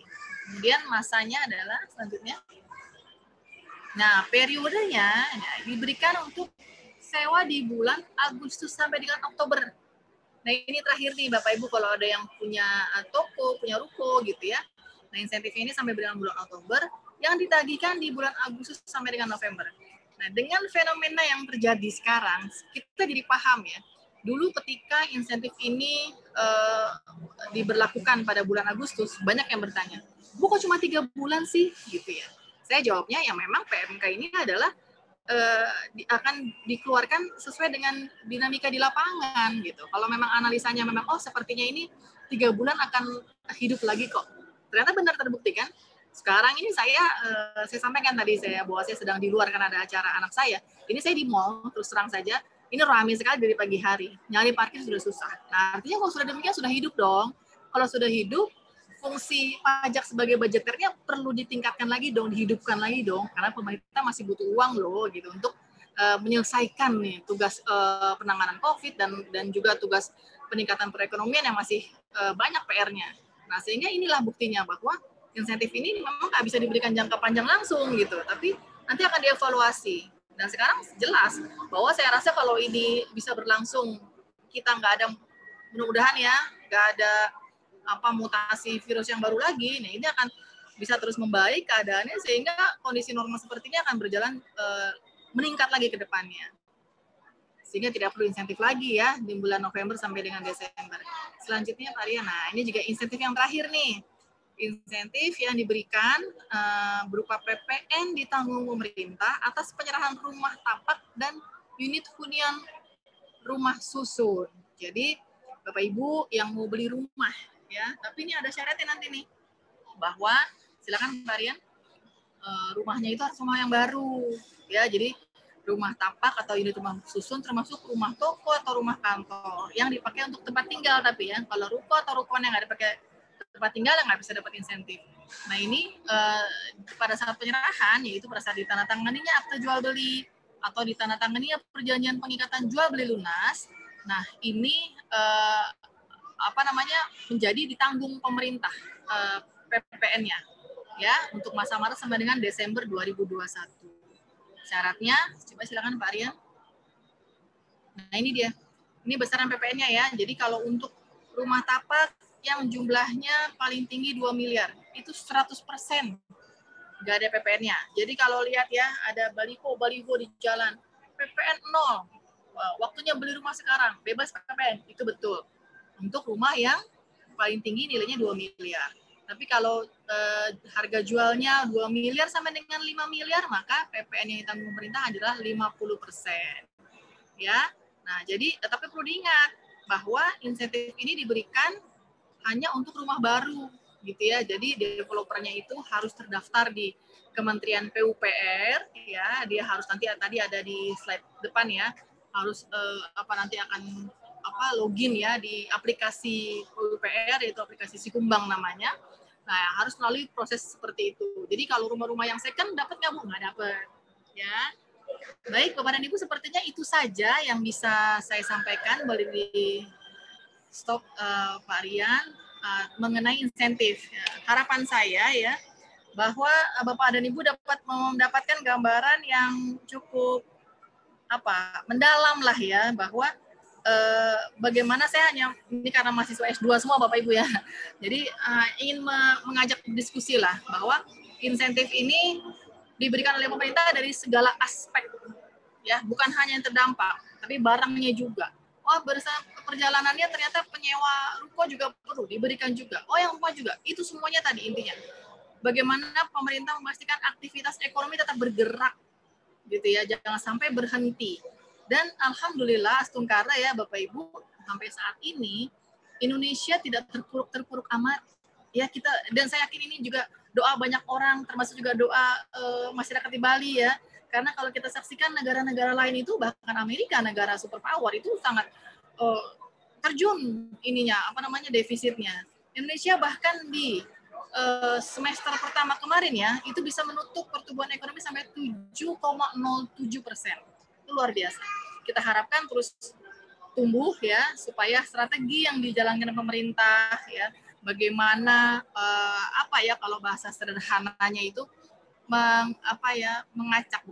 mengatur gitu ya, mengatur mana yang perlu dibiayai, mana yang kemudian di situ pembiayaannya harus ditarik pajaknya gitu ya. Nah, ini sekarang saya sampaikan sedikit juga bahwa tanggal 7 Oktober kemarin itu disahkan satu undang-undang ya, itu Undang-Undang Harmonisasi Peraturan Perpajakan. Nah, itu kalau Bapak Ibu mungkin sering mendengar pemberitaan bagaimana di situ ada rencana kenaikan tarif PPN, ada kenaikan lapisan untuk penghasilan, kenaikan tarif ya untuk lapisan penghasilan tertinggi, kemudian ada pajak baru, pajak karbon. Nah, itu sebenarnya upaya pemerintah lagi untuk meletakkan landasan. Ini kan udah semakin membaik, tapi kan yang kemarin-kemarin lukanya banyak loh gitu ya, istilahnya utangnya banyak gitu. Nah, gimana kemudian untuk bisa menyelesaikan itu? Nah, perlu dong mulai digali nih pajaknya pelan-pelan. Gitu kira-kira ya Bapak dan Ibu. Baik Pak Anjol, kayaknya itu aja yang bisa saya sampaikan. Kalau ada yang berdiskusi atau pertanyaan, kami persilakan. Terima kasih Bapak dan Ibu, mohon maaf ya kalau ada kekurangan atau ada gangguan, mudah-mudahan sih bisa terdengar jelas ya. Terima kasih, selamat siang. Saya kembalikan kepada Pak Anjol. Terima kasih Bu Dian, komprehensif sekali apa yang Ibu paparkan tadi, dan terakhir sih saya baca tagline-nya Bu, pajak kuat Indonesia maju Bu. Ya, betul. Dulu sebelum pandemi itu saya sering menyampaikan tagline begini Bu, bayar pajak itu membuat ketagihan Bu, kalau nggak bayar kita ditagih Bu. Nah itu biasanya. Jadi kalau kita nak membayar pajak ya kita ditagih, jadi biar bayarlah pajak biar kita menjadi ketagihan, seperti itu Bu. Nah seperti yang Ibu sampaikan tadi, banyak sekali insentif-insentif yang diberikan Bu. Awalnya kan memang di Bali Bu secara khusus, insentif awal yang diberikan itu kan tidak menyentuh ketika kita berbicara industri pariwisata di Bali Bu. Nah kemudian dicabut kembali atau direvisi kembali dengan PMK-PMK yang paling tidak menyentuhlah kita-kita yang ada di Bali ini Bu. Nah harapan kami sih insentif ini mungkin sampai dengan tahun 2021 ini berakhir, kemudian luka ini sudah sembuh Bu. Ketika luka ini sudah sembuh, kita sudah sehat, nggak usahlah kita dimanja lagi Bu. Ya paling tidak adalah niatan kita untuk kembali seperti awal tadi Bu, kewajiban perpajakan sudah mulai terpenuhi. Nah mungkin nanti ke depan seperti terakhir yang Ibu sampaikan ada undang-undang HPP itu Bu. Kemudian salah satu poinnya yang kita dengar Bu di dunia perpajakan akan ada tax amnesty jilid kedua Bu. Nah mudah-mudahan dengan itu juga bisa mengampuni kewajiban-kewajiban yang masih lupa kita laporkan Bu. Nah jadi harapannya mungkin pemerintah di era Pak Jokowi ini banyak sekali fasilitas-fasilitas Bu. Apalagi pada saat COVID, sebelum COVID ini saja sudah banyak fasilitas, mulai tarif PPh final yang turun jadi 0,5%, kemudian ditanggung pemerintah dan seterusnya. Harapan kami dari wajib pajak itu kita diberikan kemudahan-kemudahan Bu, walaupun aturannya tetap berlaku, yang jelas kita diberikan kemudahan-kemudahan, kemudian ada penyuluhan-penyuluhan dan sosialisasi sehingga aturan-aturan yang mempermudah kami di wajib pajak itu tersentuh Bu, seperti itu. Nah, dalam kesempatan ini Bu, tentu kalau kita berpanjang lebar dengan PMK, kita orang akuntansi Bu, kadang-kadang, waduh PMK, undang-undang, perpu, ini kok kayak bahasa hukum ya, padahal kita mempelajari perpajakan. Kita di akuntansi Bu, pengalaman saya pribadi, mohon maaf, kita lebih ke teknis sebenarnya Bu, kalau diberi bahasa hukum itu kadang-kadang cakupannya terlalu luas. Nah, mungkin secara pribadi, Bu, ini pengalaman kami ketika kita membayar, langsung ke pertanyaan saya secara pribadi, Bu. Ketika kita membayar PPh 25, kemudian kita mendapatkan insentif 50%, kan gitu, Bu. Nah, tetapi ketika akhir tahun itu, Bu, pengalaman di tahun 2020 kemarin, terjadi lebih bayar, Bu. Nah, lebih bayar itu pengajuannya apakah sama dengan PPN itu, Bu? Kita diberikan pendahuluan yang tanpa ada pemeriksaan dan seterusnya, Bu. Nah, jika itu mungkin kita dapatkan, sehingga cashback atau cash flow perusahaan itu kan terbantu di masa pandemi ini. Nah, itu yang mungkin nanti bisa saya jadikan pertanyaan ke Ibu. Nah, tetapi dalam kesempatan ini saya akan buka sesi pertanyaan ke teman-teman atau para yang mengikuti kuliah tamu hari ini. Nah, nanti formatnya apakah satu penanya langsung sesi diskusi, langsung interaktif ke Ibu, biar tidak ketinggalan, Bu. Artinya satu penanya langsung Ibu bahas, kemudian ada pembahasan lain mungkin bisa ditambahkan dan seterusnya. Setelah satu selesai sesi diskusi, kita lanjutkan dengan sesi diskusi selanjutnya. Mohon izin seperti itu, Bu. Kira-kira bagaimana, Bu Dian? Saya takut lupa ya, Pak Anjol, mendingan satu-satu aja kali ya. Iya, betul, Bu, betul. Ya, baik kalau gitu Bapak Ibu para peserta Joint Teaching hari ini untuk sesi pertama saya sendiri yang menjadi penanya di awal, Bu. Nah, pertanyaan tadi yang saya tanyakan tadi tentang lebih bayar atas PPh 29, Bu, walaupun kita sudah diberikan diskon 50%, Bu. Terima kasih, Bu Dian. Oke, baik, terima kasih Pak Anjol. Jadi udah diskon aja masih lebih bayar gitu ya. Iya, betul, Bu. Jadi oh ya, satu lagi saya yang menanggapi ya. Tadi ini teman-teman ini dari akuntansi, kalau undang-undang nih nggak paham deh. Saya sih tadi sudah berusaha menyampaikan secara filosofis ya Pak Anjol, walaupun saya gaya-gayaan aja tadi nyebutin nomor PNK-nya gitu ya. Karena harus tunjukin dong valid loh bahwa yang saya sampaikan ini ada undang-undangnya. Tapi angka-angkanya nggak perlu, tapi sebenarnya adalah yang saya ingin tunjukkan adalah bagaimana dinamika dari peraturan Menteri Keuangan tersebut, perubahan-perubahannya itu aja. Tapi kalau filosofinya sih saya harapkan bisa ditangkap ya. Nah, jadi kalau misalnya tadi Pak Anjol sampaikan bagaimana kalau sudah dapat diskon tadi PPh 25 tapi kan akhir tahun masih lebih bayar. Untuk membantu cash flow gimana? Baik, kan kalau PPh itu aturan dasarnya di pasal 17 kan diatur harusnya dikembalikan dalam jangka waktu paling lambat 1 tahun ya Pak ya. Kita ada aturan nih di peraturan Menteri Keuangan. Saya sebut aturan lagi nih ya. Supaya nanti saya sebut aturan benar tunjukkan Bapak Ibu untuk bisa browsing gitu ya, bisa mencari lebih detail. Itu PMK 39 tahun 2017 itu mengatur bahwa wajib pajak dengan kriteria tertentu ya untuk pengajuan lebih bayar pajak penghasilannya itu bisa kok dikeluarkan maksimal 3 bulan gitu ya. Jadi ada beberapa pengaturan kan, kalau misalnya untuk PPN yang berisiko rendah itu kan 1 bulan. Seperti insentif yang tadi saya jelaskan untuk PPN tuh yang tadi di PMK 23 ya, yang awal kan ada PPN pengambilan pendahuluan 1 bulan. Nah, itu sebenarnya berlaku untuk wajib pajak yang memenuhi kriteria berisiko rendah. Tapi khusus COVID, nggak harus berisiko rendah kok. Kalau dia memenuhi clue maksimal EBL 5 miliar 1 bulan keluar di PPN. Nah, tadi Pak Anjol tanya PPh. PPh kembali ke aturan PMK 39, yaitu dia kalau dia memenuhi kriteria tertentu, maka dia bisa dikembalikan maksimal 3 bulan. Lantas apa saja kriteria tertentunya? Nih saya bacakan ya. Ya, bahwa dia tepat menyampaikan SPT-nya. Ya, jadi SPT tahunan 3 tahun pajak terakhir itu harus tidak boleh terlambat. Kemudian SPT masa di tahun tersebut ya, jadi masa 2020-nya nih. Januari sampai dengan November ya, itu juga nggak boleh terlambat. Kemudian kalau terdapat keterlambatan penyampaian SPT masa, itu maksimal 3 masa pajak bagi setiap jenis pajak dan nggak boleh berturutan.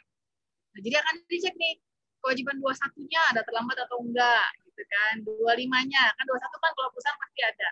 Nah, boleh maksimal 3 tapi nggak boleh dari satu jenis. Jadi misalnya 21-nya 3 bulan nggak boleh. Boleh campuran dan nggak boleh berurutan. Nah, ini nanti saya coba share juga slide-nya ya Pak Anjol untuk pegangan. Kemudian tidak mempunyai tunggakan pajak kecuali dia menunda atau mengangsur. Kemudian memiliki laporan keuangan yang diaudit dengan pendapat wajar tanpa syarat. Wajar tanpa, ya WTP itu apa Pak? Kalau di akuntansi lebih paham deh. WTP, Bu. WTP itu apa sih? Wajar tanpa pengecualian, Bu. Nah, itu. Ya, jadi wajar tanpa pengecualian. Ya. Nah, kemudian selama 3 tahun berturut-turut.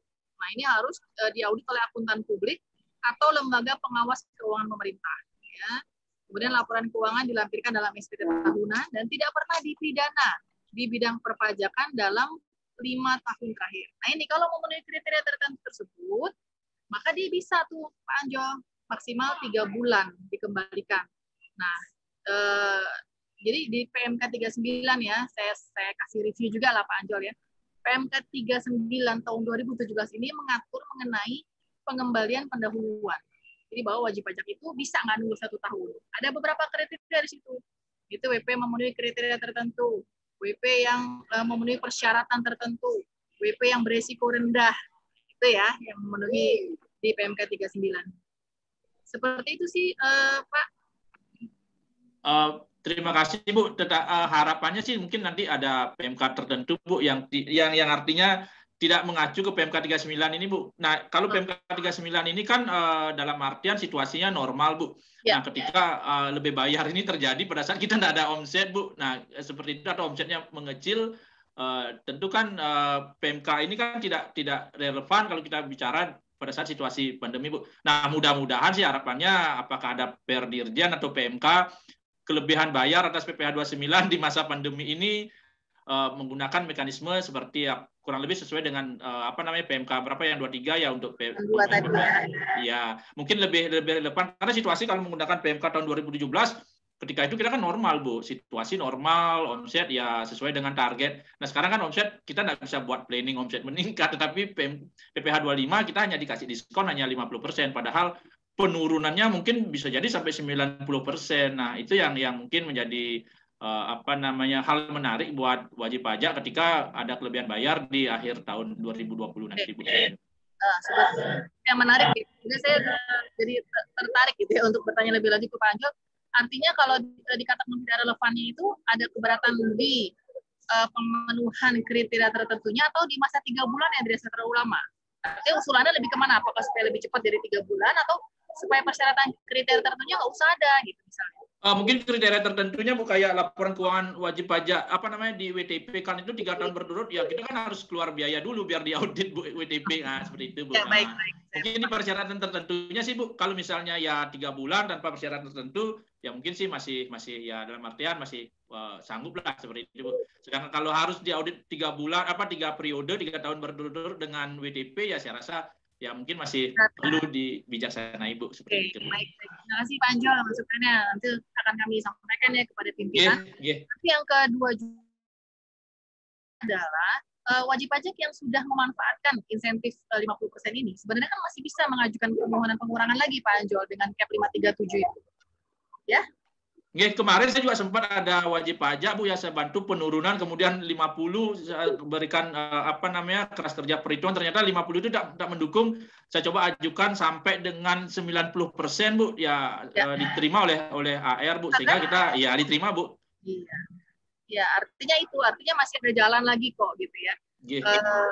Artinya kalau sudah manfaatkan insentif apa jadi nggak boleh? Enggak, tetap gitu. Jadi jangan khawatir ya Pak Anjol ya. Siap. Masalahnya pertanyaan Pak Anjol tadi kan udah terlanjur tahun lalu gitu ya. Iya, udah terlanjur tahun lalu Bu. Ya.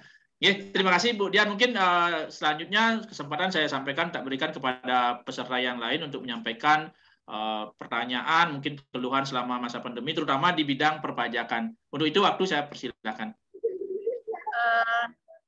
Ini sepertinya tadi ada pertanyaan di link ya. Mungkin tim kami bisa membacakan, boleh? Ini. Ya, silakan. Baik, Bu Dian. Ada pertanyaan yang sudah masuk. Ini yang sudah kami kirimkan linknya. Yang pertama kami sapa terlebih dahulu Bapak Komang dan Di Andriandi. Selamat pagi Pak Komang. Dari Undiksa, ada 2 pertanyaan. Akhir-akhir ini sedang hangat pembicaraan mengenai Pandora Papers. Tolong dijelaskan lebih lanjut terkait Pandora Papers tersebut, kemudian apa langkah strategis yang bisa diambil pemerintah Indonesia untuk mengatasi hal tersebut. Kemudian yang kedua, di Indonesia ada banyak yayasan yang berbasis filantropi, dan tidak sedikit juga didirikan oleh orang-orang luar negeri atau asing, dan salah satu motivasi mereka adalah untuk penghindaran pajak. Apakah benar demikian? Jika benar, mohon dijelaskan. 2 pertanyaan dulu dari Pak Komang, Bu Dian. Oke, baik. Ya, Pandora Papers ya memang kira-kira 2 minggu yang lalu ya, Bapak Ibu ya, kita dikagetkan lagi nih, gitu. Apalagi menyeret nama-nama yang nama cukup besar lah ya di Indonesia. Cuma kalau kaitannya gitu ya dengan topik kita kali ini sebenarnya agak jauh ya, tapi kalau saya pribadi ditanyakan apa yang bisa kita lakukan ya sebenarnya gini, kita kalau bicara pajak, tentu kalau Pandora Papers itu kaitannya adalah pajak penghasilan. Itu kan harusnya dikenakan atas penghasilan dengan nama dan dalam bentuk apapun yang diterima oleh wajib pajak dalam negeri, gitu ya, ataupun wajib pajak luar negeri dari Indonesia. Jadi harusnya segala bentuk data terkait penghasilan seseorang itu yang merupakan objek pajak penghasilan. Nah, memang tidak mudah, gitu. Tidak mudah kita mendapatkan data penghasilan dari setiap orang. Jangankan kita bicara Pandora Papers ya, Bapak Ibu ya. Artinya ini adalah suatu penempatan investasi yang tadinya mungkin ya dilindungi gitu ya, ditutup-tutupi gitu. Itu butuh PR yang cukup berat dari pemerintah untuk bisa menangkap itu gitu ya. Sedangkan dengan di dalam negeri aja gitu ya, sistem kita ini masih belum, terus terang aja masih banyak perlu dibenahi gitu. Karena kita ini belum bisa menangkap, mengcapture seluruh penghasilan yang dimiliki oleh seluruh warga negara. Jadi nggak usah jauh-jauh ke Pandora dulu, gitu ya Bapak Ibu ya. Tapi sistem kita ini misalnya, apakah sudah pasti orang-orang yang misalnya beli LM deh, orang yang kemudian beli logam mulia, invest di logam mulia, apakah bisa tercapture? Ya, misalnya Pak Anjol ini punya LM di rumahnya 5 kilo. Berapa tuh nilainya? 5 kilogram loh ya. Apakah bisa tercapture oleh pajak? Belum tentu. Gitu. Karena kan bisa aja kan beli tanpa NPWP. Yang kedua lagi sekarang kita bicara misalnya sekarang banyak loh. Nah, saya yakin nih teman-teman di Bali banyak yang menjadi investor juga. Robot-robot ya.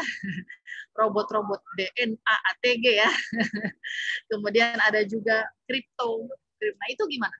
Itu pun belum terjaring. Jadi saya sampaikan kalau kita bicara itu adalah memang PR kita. PR kita yang masih jauh, namun usaha ataupun upaya ke sana sudah ada Bapak Ibu, yaitu sejak tahun 2017 itu ada Undang-Undang Kerahasiaan Bank. Ya, di mana kemudian ada kerjasama antar yurisdiksi, di mana mereka harus membuka. Jadi untuk persyaratan tertentu gitu ya, secara otomatis itu pemerintah di luar negeri itu kalau ada WP dalam negeri yang memiliki tabungan di sana, itu harus memberikan informasi ke Indonesia, ke OJK. Nah, itu sudah mulai. Itu kan baru berjalan ya, baru berjalan. Jadi kalau misalnya, nggak tahu saya di Bali, ya di Jakarta ini sudah banyak sekali ada SP2DK ya, SP2DK DHR yang berasal dari data tersebut. Jadi data dari namanya IOI ya, Automatic Exchange of Financial Information ya. Nah, itu kan data tersebut itu kemudian menjadi dasar para AR itu untuk meminta keterangan. Banyak kan yang menyimpan di Singapura, bahkan di Cayman Islands segala macam itu datanya masuk sekarang sudah. Nah, itu sudah mulai diadakan cross check gitu ya, dimintai keterangan oleh para AR melalui SP2DK. Tapi itu kan untuk yang legal. Ya, saya sampaikan legal itu artinya memang dia menyimpan di bank di suatu negara gitu ya. Artinya negara tersebut terikat dengan perjanjian kita, IOI tadi, nah itu bisa lebih mudah. Tapi kalau yang banyak kan tempat-tempat investasi yang tidak bisa terjangkau, nah itu memang terus terang aja jadi PR. Namun yang berita-berita seperti ini tentu ditindaklanjuti, Bapak Ibu. Kalau ada informasi, karena Direktur Jenderal Pajak ini kan sebagai otoritas perpajakan di Indonesia ya, itu juga bisa mengambil data dari mana saja. Ya pasti akan di-cross check. Bahkan sekarang teman-teman dari IG, ya kemarin sempat ya beberapa bulan yang lalu kan hits ya, sempat rame katanya akun Ditjen Pajak itu menghantui gitu beberapa akun yang pamer saldo.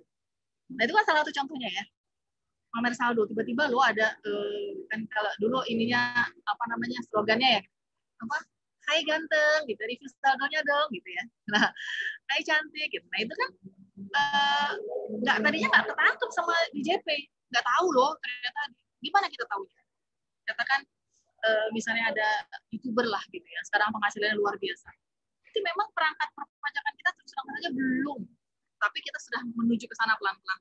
Jadi kalau ditanya bagaimana apa yang dilakukan oleh DJP ya, kita menuju ke sana, dan itu semua Bapak Ibu sebenarnya berbarengan ya, harusnya berbarengan dengan dunia internasional.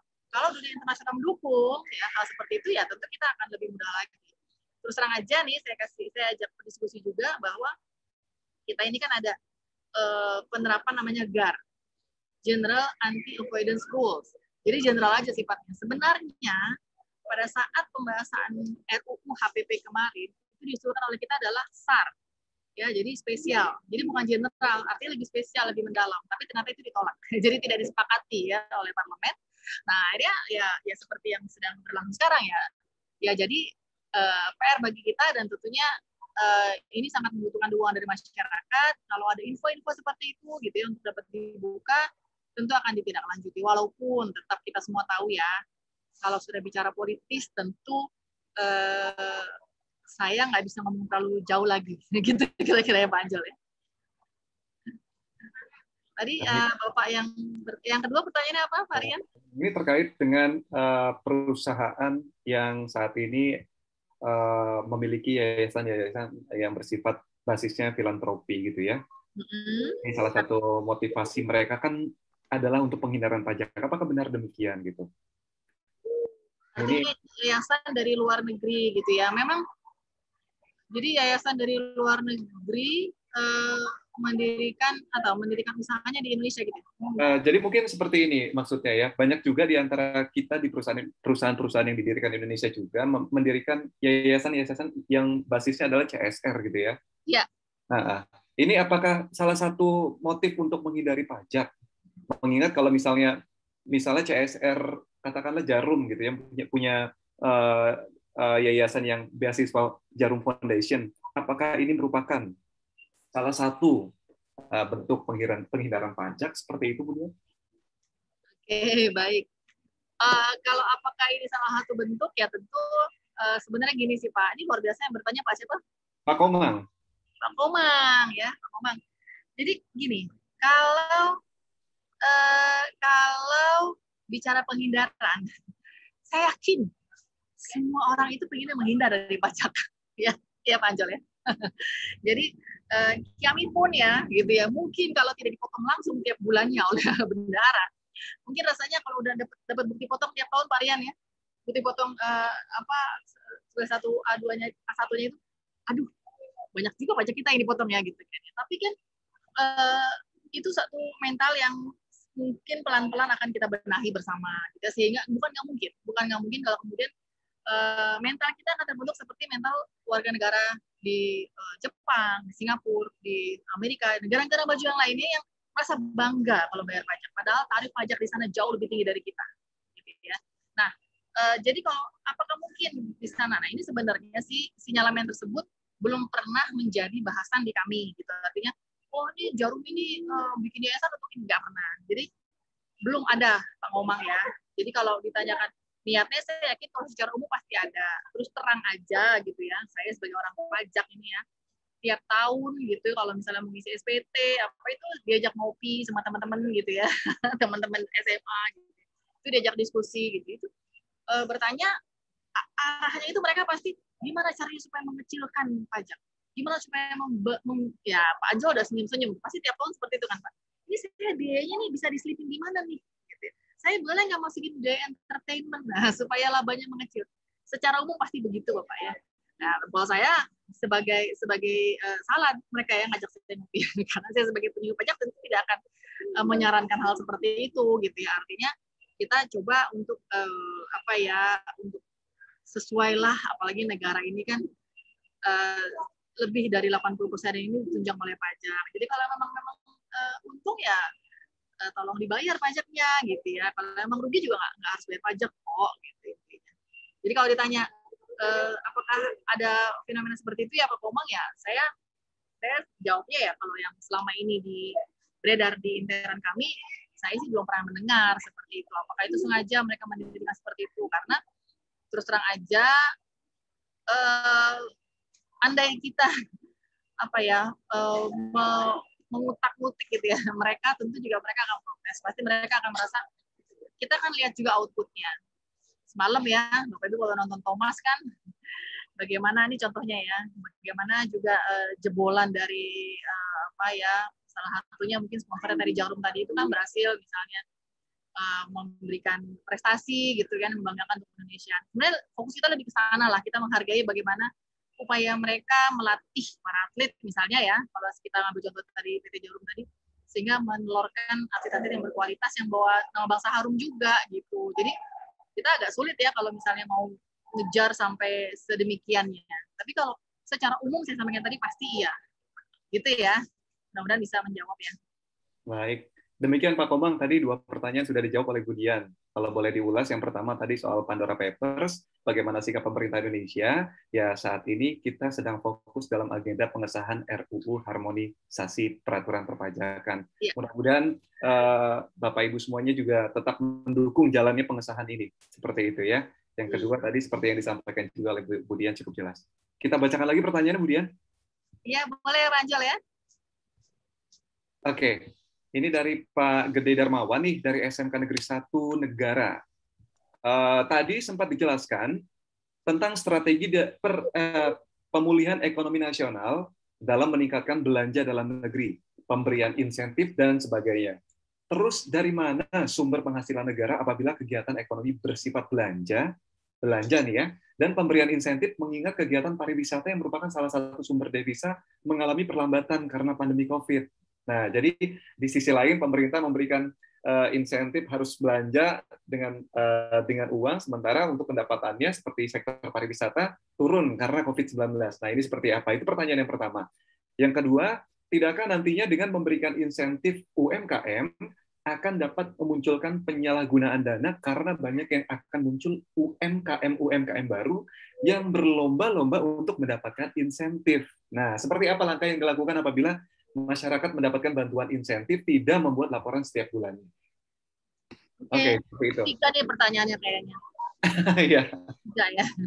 Baik, yang pertama, tadi saya sudah sampai jelaskan ya bahwa ya betul bagaimana pemerintah ini harus bisa melakukan penanganan COVID ini dengan tadi belanjanya ditambahkan. Karena tadi ya saya sudah sampaikan kerangkanya mulai dari belanja kesehatan sosial gitu ya, kemudian dukungan UMKM, prioritas dan insentif. Terus kemudian pajaknya dikurangi karena tax expenditure meningkat di mana ada pemberian insentif. Atas dari mana ya memang mau tidak mau itu dari bantuan, dari pinjaman lagi Bapak dan Ibu. Oleh karena itulah makanya kalau pinjaman ditambahkan kan tentu defisitnya meningkat. Nah, ini memang ini emang nggak ada jalan lain yang saat ini ya, saat kemarin itu bisa dilakukan kecuali tadi dari pinjaman karena penerimaan pajak pun jauh merosot. Tapi Bapak dan Ibu, rasio pinjaman Indonesia ini masih dalam koridor yang aman ya. Artinya oleh karena itu kita tentu tidak ingin nih kalau yang masih dalam skala aman, ternyata nanti lama-lama menjadi tidak aman. Makanya pemerintah berusaha memanage gitu, bagaimana supaya defisit tadi yang melebihi 3% ini nggak sampai tahun 2023. Dan sudah nampak hasilnya, pelan-pelan kan pertumbuhan ekonomi sudah mulai membaik. Nah, kalau pertumbuhan ekonomi membaik, maka pajak sudah mulai bergigi lagi dong, gitu ya. Orang-orang yang tadinya memang rugi, nggak bisa dipajakin, malah harus disupport dengan insentif. Nah, tadi kan saya sudah memberikan gambaran juga bahwa insentif pelan-pelan dikurangi loh, gitu ya. Clue penerima insentif secara nasional mungkin di Bali tidak terpengaruh, tapi di Jakarta di daerah lain sangat terpengaruh karena apa? Insentif sekarang hanya diberikan di 5 sektor tadi, ya akomodasi, transportasi, 2 hal ini terkait dengan pariwisata, tentu pengusaha di Bali semuanya dapat, gitu ya. Kemudian pendidikan, kesehatan karena menyangkut hajat orang banyak ya, dan konstruksi yang juga masih melemah. Nah, nanti ini kan sampai Desember. Jangan lupa insentifnya nggak selamanya loh, hanya sampai Desember 2021. Nanti kalau kemudian berdasarkan perkembangannya, sudah maju semua, ya hapus yang tadinya sampai dengan Desember 2021 tidak diperpanjang lagi. Itulah yang saya sampaikan tadi, waktunya kita memanen istilahnya ya, waktunya kita membalas, menutupi luka yang tadinya sudah gali dari hutang. Nah sekarang pelan-pelan yuk kita mengumpulkan melalui pajak untuk bisa membayar hutang tadi. Kira-kira seperti itu ya Pak. Jadi ya memang nggak ada jalan lain gitu. Terus yang kedua UKM gitu ya. UKM itu kalau diberikan insentif apa nggak nanti disalahgunakan? Betul Pak. Moral hazard seperti itu memang nggak bisa dihindari. Ya pemerintah hanya berupaya semaksimal mungkin ya memberikan insentif kepada yang UMKM beneran. Masalah oknum kalau memang ada yang memanfaatkan itu nanti bisa diproses melalui proses-proses seperti pengawasan dan pemeriksaan. Tapi kan jangan sampai hal seperti itu gitu ya, oknum tadi membuat mencederai kepercayaan dari pemerintah, lantas kemudian orang yang baik-baik yang mau berusaha dengan baik malah tidak mendapatkan insentif, kan tidak demikian ya. Nah, jadi bagaimana caranya? Pertama sebenarnya sudah dikunci dengan pertama jangka waktu. Jangka waktu insentif ini hanya sampai dengan Desember.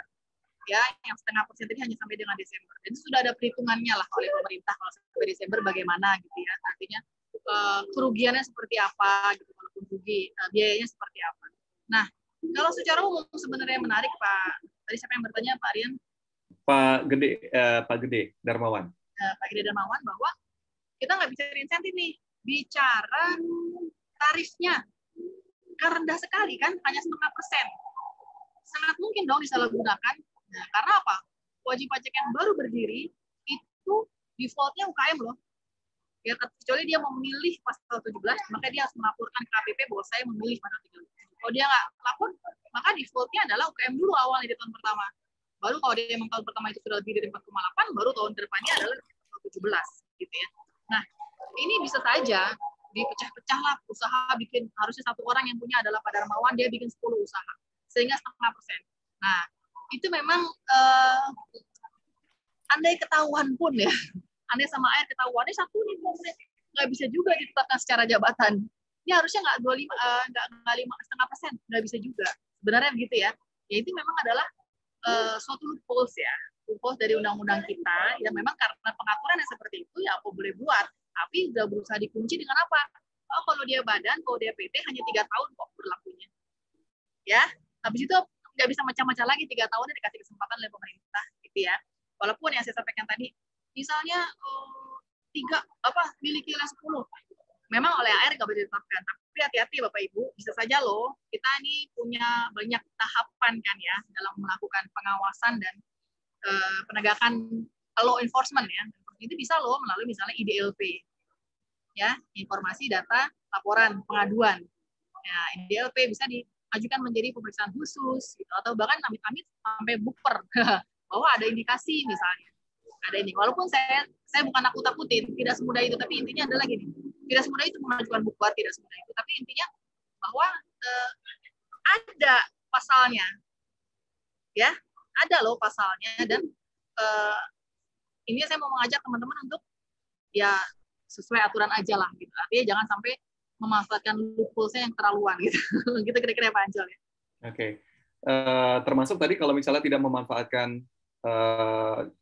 realisasi, tidak menyampaikan realisasi, artinya tidak memanfaatkan ya. Betul. Sekaligus menjawab pertanyaan dari Ibu Ida Ayu Gede yang bertanya mengenai terkait insentif yang diberikan pada UMKM final, wajib pajak diwajibkan untuk membuat laporan realisasi tepat waktu maksimal tanggal 20. Kalau misalnya tidak lapor gitu ya, maka dianggap tidak memanfaatkan insentif. Ya, betul sekali. Jadi tidak lapor atau terlambat, itu tidak dianggap tidak memanfaatkan insentif. Karena tadi ya Bapak Ibu, insentif UMKM ini tidak memerlukan pengajuan.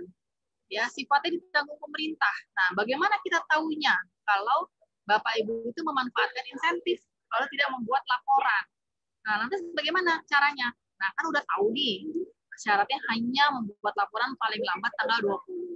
Dan ada pengaturan bahwa bisa kok mengajukan pembetulan, ya, pembetulan laporan paling lambat tanggal 30 setelah batas akhir. Misalnya Oktober, batasnya 20 November, laporan realisasi. Ada yang salah, bisa dibutuhkan sampai tanggal 31 Desember. Jadi sangat luas waktunya, sangat lowong. Nah, artinya apa? Kalau memang masih belum yakin terkait kontennya, berapa insentifnya, laporkan saja dulu, toh nanti bisa dibetulkan. Gitu ya. Oke. Apakah masih ada waktu, Panitia? Masih ada 2 pertanyaan lagi yang belum dijawab ini di link. Ibu. Gimana Pak Anjol? Karena ini berkaitan dengan materi, Bu, kalau kita batasi juga secara waktu sih nanti kasihan yang bertanya nggak menemukan jawaban, Bu. Jadi sementara mungkin bisa dijawab lagi 2 pertanyaan ini saja, Bu. Oke. Boleh. Siap. Masalah. Ini saya juga mesti bingung deh, Pak Rian. Pertanyaan ini diisi di link mana kok Pak Anjol nggak dapat? Link yang sudah disampaikan dalam kolom chat sepertinya oleh Pak Zaki. Dari kita ya. Masuk ke Google Form kayaknya, Bu. Jadi saya nggak dapat akses buka pertanyaannya. Iya. Mohon maaf ya, Bro Jo, nggak apa-apa ya. Iya, tidak apa-apa, Bu. Tidak apa-apa, Bu. Baik, silakan diteruskan, Pak Rian. Dari Pak Made, dari Universitas Pendidikan Ganesha, ini salah satu insentif yang diberikan dalam rangsang pemulihan ekonomi nasional, yaitu insentif PPNBM untuk kendaraan bermotor. Di satu sisi, insentif tersebut dapat memberikan dampak positif, tapi di sisi lain juga memberikan dampak negatif berupa terjadinya kemacetan dan juga polusi asap kendaraan. Karena semakin banyak kendaraan bermotor yang ada ya. Yang ingin saya tanyakan bagaimana cara mengurangi dampak negatif tersebut ke depannya. Luar biasa. Pertanyaan dari Pak siapa? Pak Made Widi Hartawan. Pak Made Widi. Ya baik, saya selalu suka ya kalau memberikan penyuluhan di Bali nih ya. Ini teman-teman ini kritis ya variannya. Jadi ini nyambung banget nih dengan yang saya sampaikan di penutup tadi. Ya. Ada satu jenis pajak baru. Jadi gini, memang di dalam mengeluarkan suatu kebijakan tentu ada cost and benefit-nya ya Pak Made ya. Jadi ketika ya memang ini juga diperlukan pemikiran yang matang, yang tepat, kajian yang tepat dari pemerintah supaya tadi tidak menimbulkan hal yang disebutkan oleh Pak Made tadi, tambah banyak kendaraannya gitu kan, tambah macet gitu ya. Nah, tapi sekarang kita pikir lagi, ternyata memang kondisi COVID ini di mana tadi saya sampaikan kan industri ikutan di belakang otomotif tadi sangat banyak. Kalau ini meningkat, si otomotif ini meningkat, maka banyak yang terselamatkan. Oke. Benefitnya adalah itu adalah benefitnya. Cost-nya adalah tambah macet. Nah, tentu pemerintah harus memikirkan nih bagaimana lantas solusi kemacetannya. Ya, kalau di Jakarta mulailah diterapkan ganjil genap. Ya, itu sebenarnya adalah satu cara gitu untuk mengurangi kemacetan gitu kan. Dan satu lagi seperti yang saya sampaikan tadi, ada pemberlakuan pajak karbon. Pajak karbon ini adalah pajak yang dikenakan atas emisi gas gitu ya. Memang untuk tahap awal ini tidak langsung dikenakan langsung dari misalnya kita setiap membeli emisi misalnya bensin gitu ya, itu kan menimbulkan emisi dan polusi seperti sampaikan Pak Made, itu dikenakan pajak tidak langsung seperti itu. Tapi walaupun di negara lain itu sudah mulai. Nah ini pelan-pelan karena supaya nggak kaget, lagi-lagi pemerintah nggak ingin membebani masyarakat di masa pandemi belum selesai gitu ya. Jadi pengenaan pajak karbon pun dikenakan secara bertahap. Ya bahwa per April 2022 nanti itu baru dikenakan atas PLTU batubara. Ya karena dianggap si PLTU batubara inilah yang penyumbang emisi terbesar gitu ya. Nah, itu ada hitung-hitungannya agak lebih rigid, artinya nggak gampang misalnya kayak bensin 1 liter ditambah pajak karbon, tidak seperti itu. Tapi artinya sudah ada upaya penanganan ke sana, sebenarnya merupakan bentuk komitmen juga dari negara kita terhadap perjanjian internasional, di mana kita ini juga janji loh untuk turut menurunkan emisi, untuk menurunkan efek gas rumah kaca, gitu ya, untuk meminimalisir efek gas rumah kaca, sehingga pelan-pelan sudah arahnya ke sana. Ada penerapan tarifnya itu Rp30 ya per kilogram CO2, Rp30. Jadi nanti penghitungannya pun nggak semudah itu. Jadi ada nanti ada istilahnya selain carbon tax itu ada apa ya? Apa saya lupa. Jadi nanti ada misalnya ada perusahaan yang memiliki jatah boleh sampai karbon sekian. Nah, perusahaan tersebut yang lain boleh membeli dari perusahaan. Artinya apa? Menjaga supaya tetap seimbang, supaya pengeluaran karbonnya itu seimbang. Jadi sudah ada jatahnya di perusahaan. Nah, perusahaan yang punya jatah misalnya sampai sekian, tapi dia hanya memanfaatkan separohnya. Nah, separohnya ini dia boleh karbon sales ya, saya lupa. Separohnya ini boleh dia jual ke tempat yang lain. Seperti itu kira-kira, itu sudah dipraktikkan di negara lain, tapi di kita memang belum. Tapi arahnya sudah ke sana. Jadi kalau ditanyakan oleh Pak Made tadi, lantas apa solusinya? Nah, tadi tentu pemerintah daerah harus mikirin. Di Jakarta ada ganjil genap. Terus ada mulai pajak karbon yang pelan-pelan adalah merupakan upaya untuk menurunkan tadi polusi tadi. Gitu Pak Rian. Oke, mungkin ada kalau mobil listrik gimana Bu Dia? Mobil listrik kan nggak ada ini. Oke. Karena ganjil genap juga mobil listrik. Oke, baik. Ini terakhir dari Pak Hendra Eka Saputra dari Udiksa juga. Untuk mempercepat pemulihan ekonomi nasional dan menggerakkan ekonomi nasional di masa pandemi, Dana PEN yang tersedia yang jumlahnya sangat besar ini diasumsikan habis terserap dan didistribusikan kepada masyarakat dan juga pelaku usaha dengan target anggaran maupun target insentif perpajakan tersebut yang menyebabkan kurangnya pengawasan dan pengendalian yang menurut BPK berakibat juga realisasi insentif dan fasilitas perpajakan dalam rangka penanganan COVID di 2020 tidak sesuai ketentuan sebesar 1,69 triliun. Nah, ini temuan BPK nih bicaranya ya. Bagaimana Ditjen Pajak dalam hal ini untuk menanggulangi sehingga dana insentif dan fasilitas perpajakan bisa sesuai dengan aturan dan meningkatkan kepercayaan masyarakat khususnya kepada Ditjen Pajak. Seperti itu. Baik. Terima kasih. Luar biasa pertanyaannya. Dari Pak siapa? Dari Pak Hendra. Pak Hendra. Baik, terima kasih Pak Hendra. Jadi betul sekali ya bahwa peran BPK ya di dalam memastikan penerapan atau pelaksanaan dari insentif ini sangat besar ya. Betul bahwa kami dari Direktorat Jenderal Pajak ini juga menjadi suatu pembahasan tersendiri gitu ya, jadi PR tersendiri bagi kami bagaimana temuan-temuan BPK terhadap pelaksanaan insentif. Namun jika berbicara mengenai temuan BPK ini, mungkin kita nggak bisa bicara global ya Pak Hendra. Kita harus tahu nih detailnya apa yang menyebabkan temuan tersebut.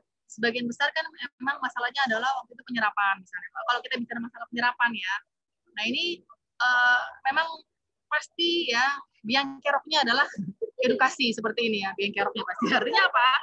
Ini biang kerok ngerti kan ya Pak Anjol di Bali ya? Pasti ngerti ya. Ya. Penyebab yang kambing hitam yang disalahkan gitu itu pasti adalah masalah edukasi. Artinya apa? Masyarakat tidak teredukasi dengan baik. Itu merupakan PR besar juga bagi kami ya Bapak Ibu. Jadi satu awalnya adalah edukasi. Yang kedua, ketika mereka sudah mengetahui ada program ini, ternyata mereka juga kurang terampil dalam memanfaatkan. Lagi-lagi edukasi lagi ya, bimtek-nya kurang. Nah ini sebenarnya sudah terus diperbaiki ya Pak Indra, diperbaiki oleh DJP. Bagaimana kita seperti saat ini nih ya, minggu-minggu pun kami terus menggiatkan kegiatan edukasi ini supaya mensiarkan, supaya menyampaikan kepada masyarakat luas bahwa ada informasi ini dan nanti untuk bimbingan teknisnya, artinya bagaimana sih tata cara pemanfaatannya itu bisa juga lebih lanjut sebenarnya dijelaskan oleh para penyuluh di KPP masing-masing. Itu kalau masalah penyerapan saya agak lupa ya kalau sekarang ini berapa, tapi yang jelas sampai 15 September aja untuk insentif usaha ini sudah tinggi, sudah 80%-an. Gitu ya, artinya sudah ada perbaikan kalau masalah penyerapan. Karena memang banyak hal-hal yang diperbaiki seperti tadi, misalnya tadinya UMKM harus menyampaikan permohonan. Nah, jadi banyak yang nggak ngajuin kan, diganti aturannya. Sehingga hanya laporan realisasi saja. Tadinya di laporan realisasi pun menyulitkan.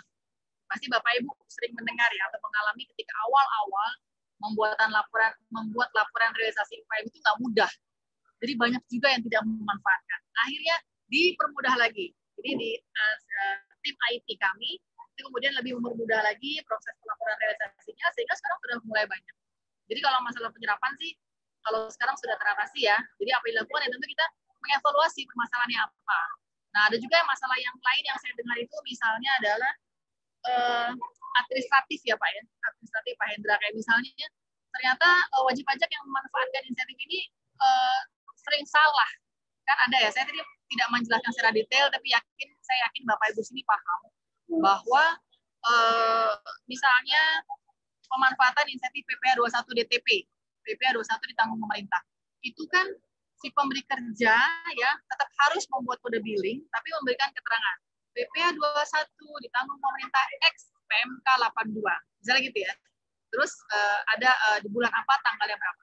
Nah itu sebenarnya kenapa penting? Itu adalah buat klaim untuk bisa menghitung berapa sih PPh 21 yang ditanggung pemerintah. Itu adalah dokumennya.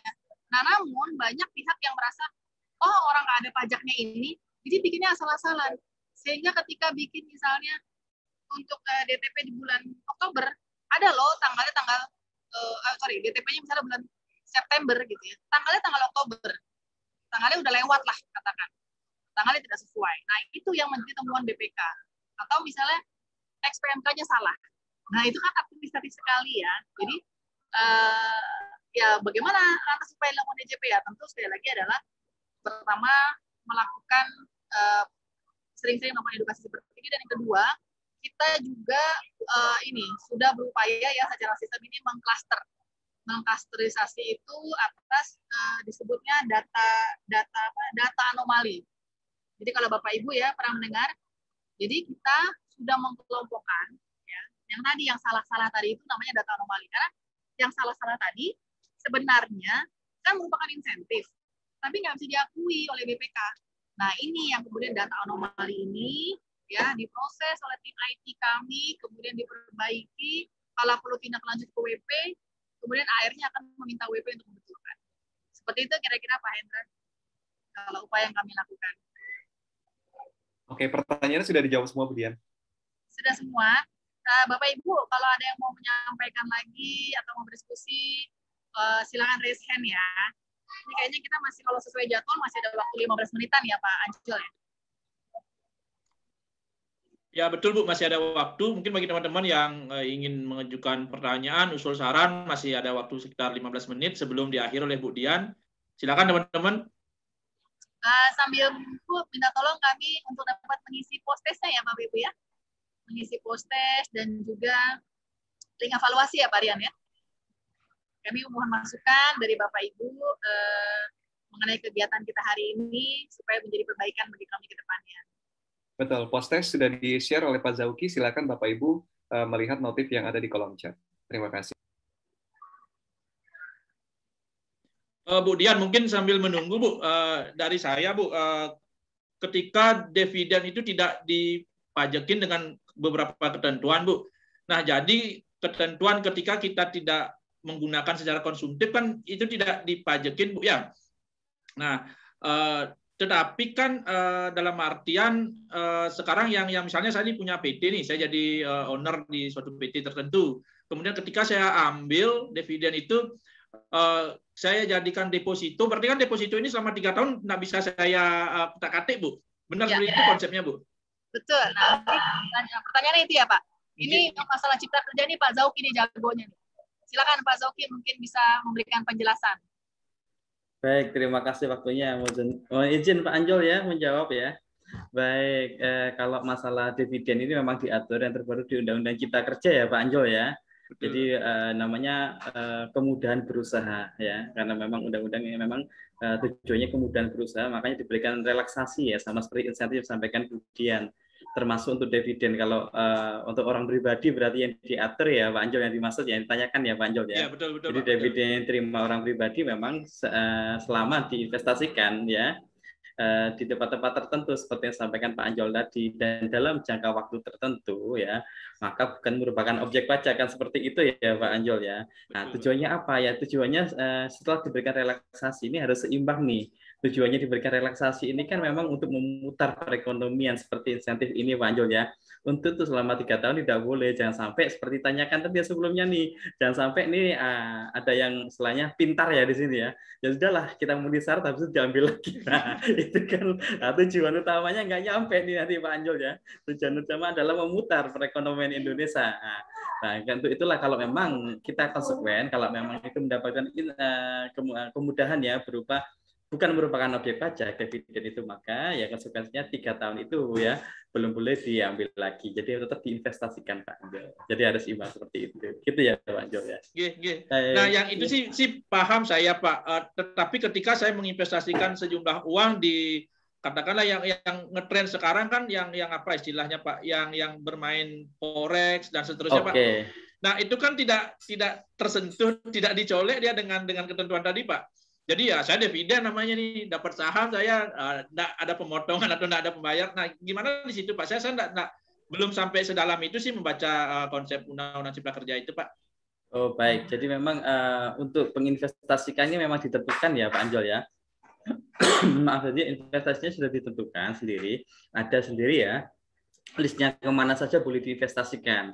Tapi kalau ya seperti forex dan lain-lain itu kan memang sifatnya fluktuatif ya Pak Anjol ya, naik turun itu ya, itu memang tidak diatur, makanya diinvestasikan yang jangka panjang dan di situ memang ditentukan 3 tahun tadi Pak Anjol. Kalau yang memang tadi mungkin tanyakan Pak Anjol kenapa kalau seandainya kita investasikan nih kita jual beli saham yang forex ya, kita jual beli seperti itu ya, ada permohonan saham. Itu memang tidak diatur memang di dalam Undang-Undang Cipta Kerja karena memang seperti kita tahu pemerintah juga melihat kalau seperti itu kan nanti fluktuatifnya turun sekali dan itu tidak sesuai dengan tujuan semulanya Pak Anjol ya. Waktu itu tapi ada saya sebenarnya. Katakanlah main forex atau main sahamnya 3 tahun kan bisa Pak. Bisa, bisa, tapi memang ditentukan Pak Anjol ya. Ada listnya sendiri sih Pak Anjol. Ada listnya sendiri. Siap. Tidak termasuk forex tadi. Iya siap Pak. Siap Pak. Ya, gitu terima ya, kasih Pak. Ya. Terima kasih Pak. Baik, terima kasih Pak. Mungkin dari Bu. Jadi kan saya investasikan di forex ya kontrak 3 tahun lah dengan robot X gitu misalnya Bu. Jadi kan ya investasi juga di situ gitu maksudnya Bu. Gitu, ya. Nah, tapi pemerintah tidak sesuai dengan ketentuan. Ya benar. Tidak mengomodir boleh di situ ya. Robot itu nggak terdaftar Pak di OJK atau di Bukti. Iya benar. Tidak ada di OJK jadi makanya tidak diatur ya. Iya benar. Siapa tahu nanti tahun 2022 semua berminat dengan robot itu Pak, jadi diatur dia di OJK sehingga dapat ketentuan 3 tahun itu Pak. Bisa jadi ya, nanti ada syaratnya ya 3 tahun, walaupun boleh gitu ya, tapi boleh, ya, tapi harus 3 tahun, tidak boleh ditarik ya. Iya, tidak boleh ditarik. Gitu, maksudnya gitu ya Pak. Baik, kita doa, kita nanti aja, nantikan aja. Terima kasih Pak. Terima kasih Pak Anjo. Terima kasih Pak. Mungkin teman-teman yang lain ada usul saran, pertanyaan, mumpung waktu masih dan kita masih bertatap muka dengan Ibu Dian. Jangan lewatkan kesempatan yang baik ini untuk memberikan pertanyaan atau mengajukan pertanyaan yang mungkin seputar materi insentif ataupun seputar materi perpajakan mungkin masih boleh Bu ya. Boleh. Silakan Bapak Ibu, mumpung ya. Saya jauh-jauh dari Jakarta nih sama Pak Rian, sama Pak Zaub, sama Bu Denti. Mungkin dari saya sedikit juga Bu, PTKP-nya kalau orang Bali itu kan ada istilahnya sampai anak 4 Bu, Wayan, Made, Nyoman, Ketut Bu. Nah, kita ditanggung sampai yang nyoman saja, Bu. Nah, makanya kita mau buat anak yang keempat ini nggak ditanggung oleh pemerintah PTKP-nya, Bu. Nah, mungkin ada nggak nanti pengkhususan, oh ya PTKP nanti sampai keempat, kayak gitu, Bu. Jadi anak keempat, Ketut itu nggak hilang dia di Bali, Bu. Sekarang kan masih, coba kalau kita telusuri yang nama Ketut itu sudah mulai punah, Bu. Apakah salah satu indikatornya nggak dapat PTKP anak keempat mungkin, Bu? Aduh, Pak Ajol nih kayaknya termasuk ini nih, mengkambing hitamkan PTKP nih ya. Jadi sampai ada istilah safe Ketut ya di Bali ya. Iya, jarang sekarang Bu. Iya betul. Jadi kalau bicara regulasi secara umum ya Pak, kan kalau kita bicara PTKP ini kan sifatnya nasional gitu kan. Betul. Nah tentu searah juga dong dengan program nasional ya. Program nasional aja keluarga berencana loh Pak, cuma 2 gitu. Iya kan. benar. Jadi ya tentu disesuaikan lah. Udah artinya sudah bonus nih dari program nasional harusnya 2 3 gitu kan. Nah jadi kalau misalnya dapat punya anak 1 lagi tambahan ya itu inilah apa namanya ikut bayar pajak lah gitu ya Pak ya. Karena kan kalau 4 nanti nggak sama dong dengan program nasional. Orang kita mau ini ya berupaya untuk mulai mengurangi jumlah penduduk ya Pak ya. Benar. Iya, ada lagi Pak, mungkin ada yang tanya mengenai undang-undang HPP gitu ya. Saya bolehlah kasih bocoran halus gitu. Mungkin dari teman-teman Bu, mungkin lebih mungkin kalau nggak di insentif pandemi ini mungkin secara umum perpajakan yang mungkin jadi permasalahan ketika dari teman-teman kan tidak ada kemungkinan pelaku usaha juga Bu. Nah mungkin dalam kesempatan ini mungkin teman-teman silakan mengajukan usul saran, pertanyaan ke Ibu Dian. Ya boleh, silakan Ibu Kadek. Ya, terus ada Pak Made Sukerta, ada Pak Komang Tri, Pak Made Sudarmi, Pak Hendra. Silakan kalau masih ada yang mau ditanyakan ya Pak, atau mau berdiskusi, mumpung masih ada waktunya sedikit lagi ya. Atau mau menyampaikan masukan silakan. Ya, jangan sungkan-sungkan Pak. Atau ketika di kolom chat ya. Kadang-kadang suka sungkan katanya kalau ngomong Pak Anjol. Kalau saya nanya mendingan langsung Bu, ketika ngetik itu susah nerjemahin apa yang dimaksud nanti. Iya betul. Atau sepertinya sudah puas semua kayaknya Pak Anjol. Mungkin kadang-kadang kalau berbicara pajak itu Bu, fenomenanya kan parno gitu Bu, takut berani ya. Aduh, pajak ini. Iya. Pajak ini. Pak Anjol aja nggak takut sama saya ya Pak ya. Padahal pajak itu sebenarnya asik Bu, ya buat ketagihan Bu. Bikin ketagihan betul. Iya, kalau nggak bayar ya ditagih Bu. Luruskan satu hal ya Pak Anjol ya. Tadi Pak Anjol sempat sampaikan terkait undang-undang HPP katanya ada tax amnesty 2. TA2. Nah, ini yang ramai ya. Iya, benar, ramai di sosial media sih, Bu. Iya, betul. Jadi, banyak juga yang kemudian para pengamat ya, yang menyampaikan, mengkritisi ya, program ini ya, menyampaikan bahwa kok ada TA2, padahal dulu pemerintah menyampaikan TA hanya 1 kali, pada tahun 2016 ya Pak ya. Jadi diharapkan kalau ada TA yang berkali-kali, ini akan menimbulkan moral hazard.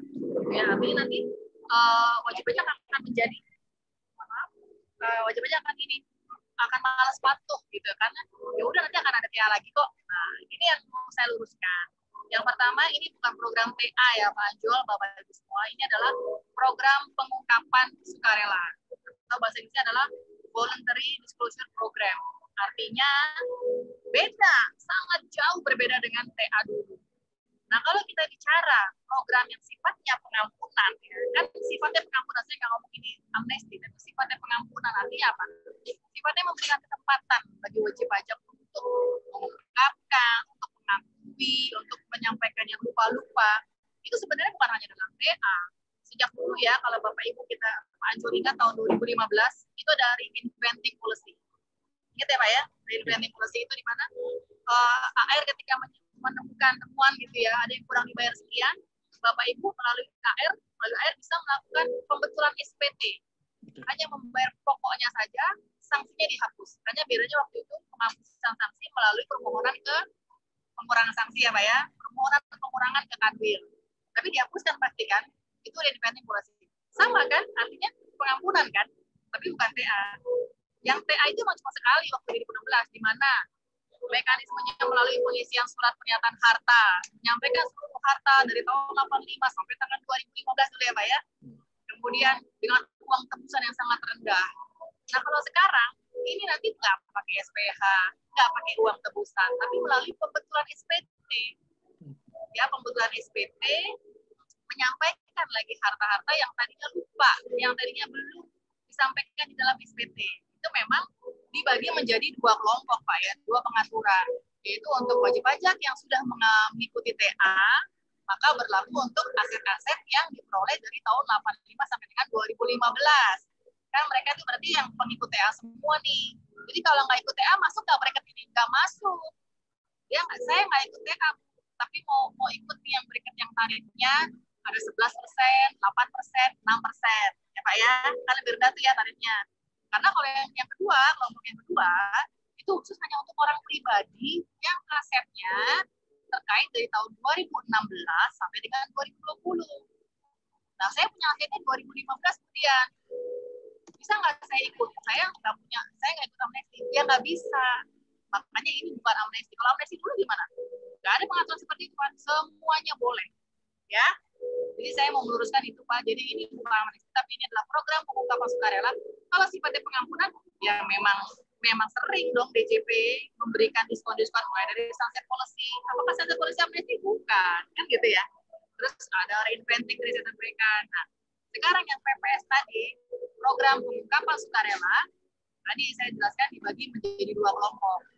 Bapak Ibu yang sudah mengikuti amnesti dulu, tapi lupa nih masih ada aset yang ketinggalan, dibuka lagi pintunya, silahkan yuk gitu. Walaupun tarifnya nggak sama dong dengan yang dulu, dan caranya juga bukan memberikan surat pernyataan harta, tapi cukup ya secara online ya rencananya Bapak Ibu, jadi tidak perlu datang ke KPP, secara online membutuhkan SPT-nya. Ya, nanti ada yang kurang dibayarlah sifatnya final. Nah itu tarifnya tadi saya sudah menjelaskan 11% kalau hartanya adalah harta yang dari luar negeri ya, hanya dideklarasi nggak dibawa pulang, deklarasi doang ya. Yang dulu itu besarnya adalah berapa Pak dulu waktu TA itu saya lupa 4% kalau nggak salah ya. Nah kemudian yang kedua dia direpatriasi, tidak harta di luar negeri dibawa pulang ya, sama dengan yang pengungkapan di dalam negeri. Jadi dia hanya mengungkapkan di dalam negeri dan membawa pulang dari luar negeri, itu tarifnya 8%. Nah, yang ketiga, ya, dia sudah dibawa pulang, ya, kemudian ditanamkan di SBN, diinvestasikan di SBN untuk tertentu. Nah, ini ada nanti diatur dalam juknisnya ya Pak ya, dalam PMK-nya ini belum terbit. Tapi kata Tuan Rumui seperti itu. Dia tarifnya jauh lebih rendah, itu 6%. Tapi memang harus ditanamkan di SBN atau di renewable teknologi gitu ya Pak ya. Nah, yang kelompok yang ini khusus nih untuk yang TA. Yang kedua itu untuk yang orang pribadi atas aset 2016 sampai dengan 2020. Ya Bapak Ibu ya. Jadi orang pribadi doang nih, badan nggak bisa ikut. Nah, ini bisa mengikuti program ini, program pengungkapan sukarela. Ini dengan tarifnya menjadi lebih tinggi, 18, 14, 12. Konsepnya sama kayak yang tadi. Kalau dari luar negeri aja 18. Kalau dibawa masuk 14. Kalau di dalam SDN 12. Kira-kira seperti itu Pak Anjol ya. Mudah-mudahan bisa dipahami. Yes, terima kasih Bu. Jadi yang berseliweran di sosial media kan nanti kan teks amnesti jilid 2, jilid 2, jilid 2 dan sebagainya. Ya, tetapi kalau dipahami ya seperti yang Ibu sampaikan, ya, saya berterima kasih sekali sudah mendapatkan titik terang Bu mengenai amnesti yang di apa namanya yang tersebar di sosial media ini Bu. Iya. Begitu. Nah mungkin poinnya sama dengan program Paspinal itu kurang lebih Bu ketika kita ada aset betul Bu. Ketika ada aset atau artifa yang kita lupa sampaikan diberikan pengampun lagi untuk sukarela menyampaikan ke DJP melalui proses pembetulan Bu. Betul sekali Pak Anjol. Ya sambil menunggu Bu karena waktu sudah tinggal lagi 4 menit mungkin untuk sesi pertanyaan, sesi diskusi mungkin kita akhiri saja dulu sampai di sini, Bu. Karena waktunya sudah hampir selesai karena kita durasinya 2 jam, Bu. Jadi 11.30 waktu Bali, Bu, akan kita akhiri. Namun sebelum kita akhiri ini, mungkin kita akan memberikan sertifikat elektronik kepada Ibu sebagai bentuk apresiasi kami dari Universitas Pendidikan Ganesha atas waktu dan kesempatan Ibu memberikan joint teaching pada hari ini. Untuk itu Pak Komantri mohon di-share dulu sertifikat. Mohon maaf, mohon izin Pak Anjol. Ini ada yang bertanya, materi dapat dibagikan. Materi sudah di-share di link survei ya Pak Budenti ya. Jadi Bapak Ibu kami harapkan mengisi post test dan survei, nanti langsung ada materinya ya. Terima kasih. Baik Bu. Nah demikian sertifikatnya Bu, nanti akan dikirimkan melalui media elektronik ke alamat Ibu langsung, melalui WA mungkin. Terima kasih banyak Pak Anjol, terima kasih Bu Desak, terima kasih teman-teman semua. Terima kasih kembali Ibu. Terima kasih atas semua pengetahuan serta pengalaman yang sudah diberikan kepada mahasiswa kami Ibu, sangat bermanfaat. Sama-sama Bu Desak. Silakan Bapak Anjol. Baik Bu, dengan demikian saya mewakili teman-teman, mewakili universitas, mengucapkan terima kasih yang sebesar-besarnya kepada Ibu beserta dengan tim yang sudah sangat komprehensif dan lugas menyampaikan materi, terutama mengenai insentif di masa pandemi ini Bu. Besar harapan kami, semoga DJP ke depannya selalu memberikan kemudahan-kemudahan kepada wajib pajak, dan besar harapan pula kepada teman-teman wajib pajak semua, tidak usah merasa takut dengan yang namanya DJP, tidak usah takut dengan yang namanya KPP, AR, dan seterusnya. Mereka adalah partner bisnis untuk memajukan bisnis dan usaha kita sendiri masing-masing. Akhir kata, Bu, izinkan acara ini kami tutup dengan mengucapkan Pramesanti, Bu. Om Santi, Santi, Santi, Om. Terima kasih, semoga berbahagia dan selamat jumpa di lain kesempatan, Bu. Amin. Terima kasih Pak Anjol. Terima kasih. Terima kasih Bu. Terima kasih Bu Dian. Ditunggu di Bali lagi kalau COVID-nya sudah berlalu. Pasti Bu Desak, nanti saya mampir ke Singaraja ya, kalau udah musim durian ya Bu ya. Iya Ibu, kami tunggu. Baik, jangan lupa ke Denpasar Bu. Ke Denpasar. Iya, jangan lupa ke Denpasar. Pasti Pak Anjol, ya baik-baik. Terima kasih ya Bapak Ibu semua ya. Terima kasih Bu, mohon maaf Bu. Ada kekurangan. Saya bersama tim mohon izin live ya Bapak Ibu. Bu. Kami persilakan untuk live, silakan. Ya.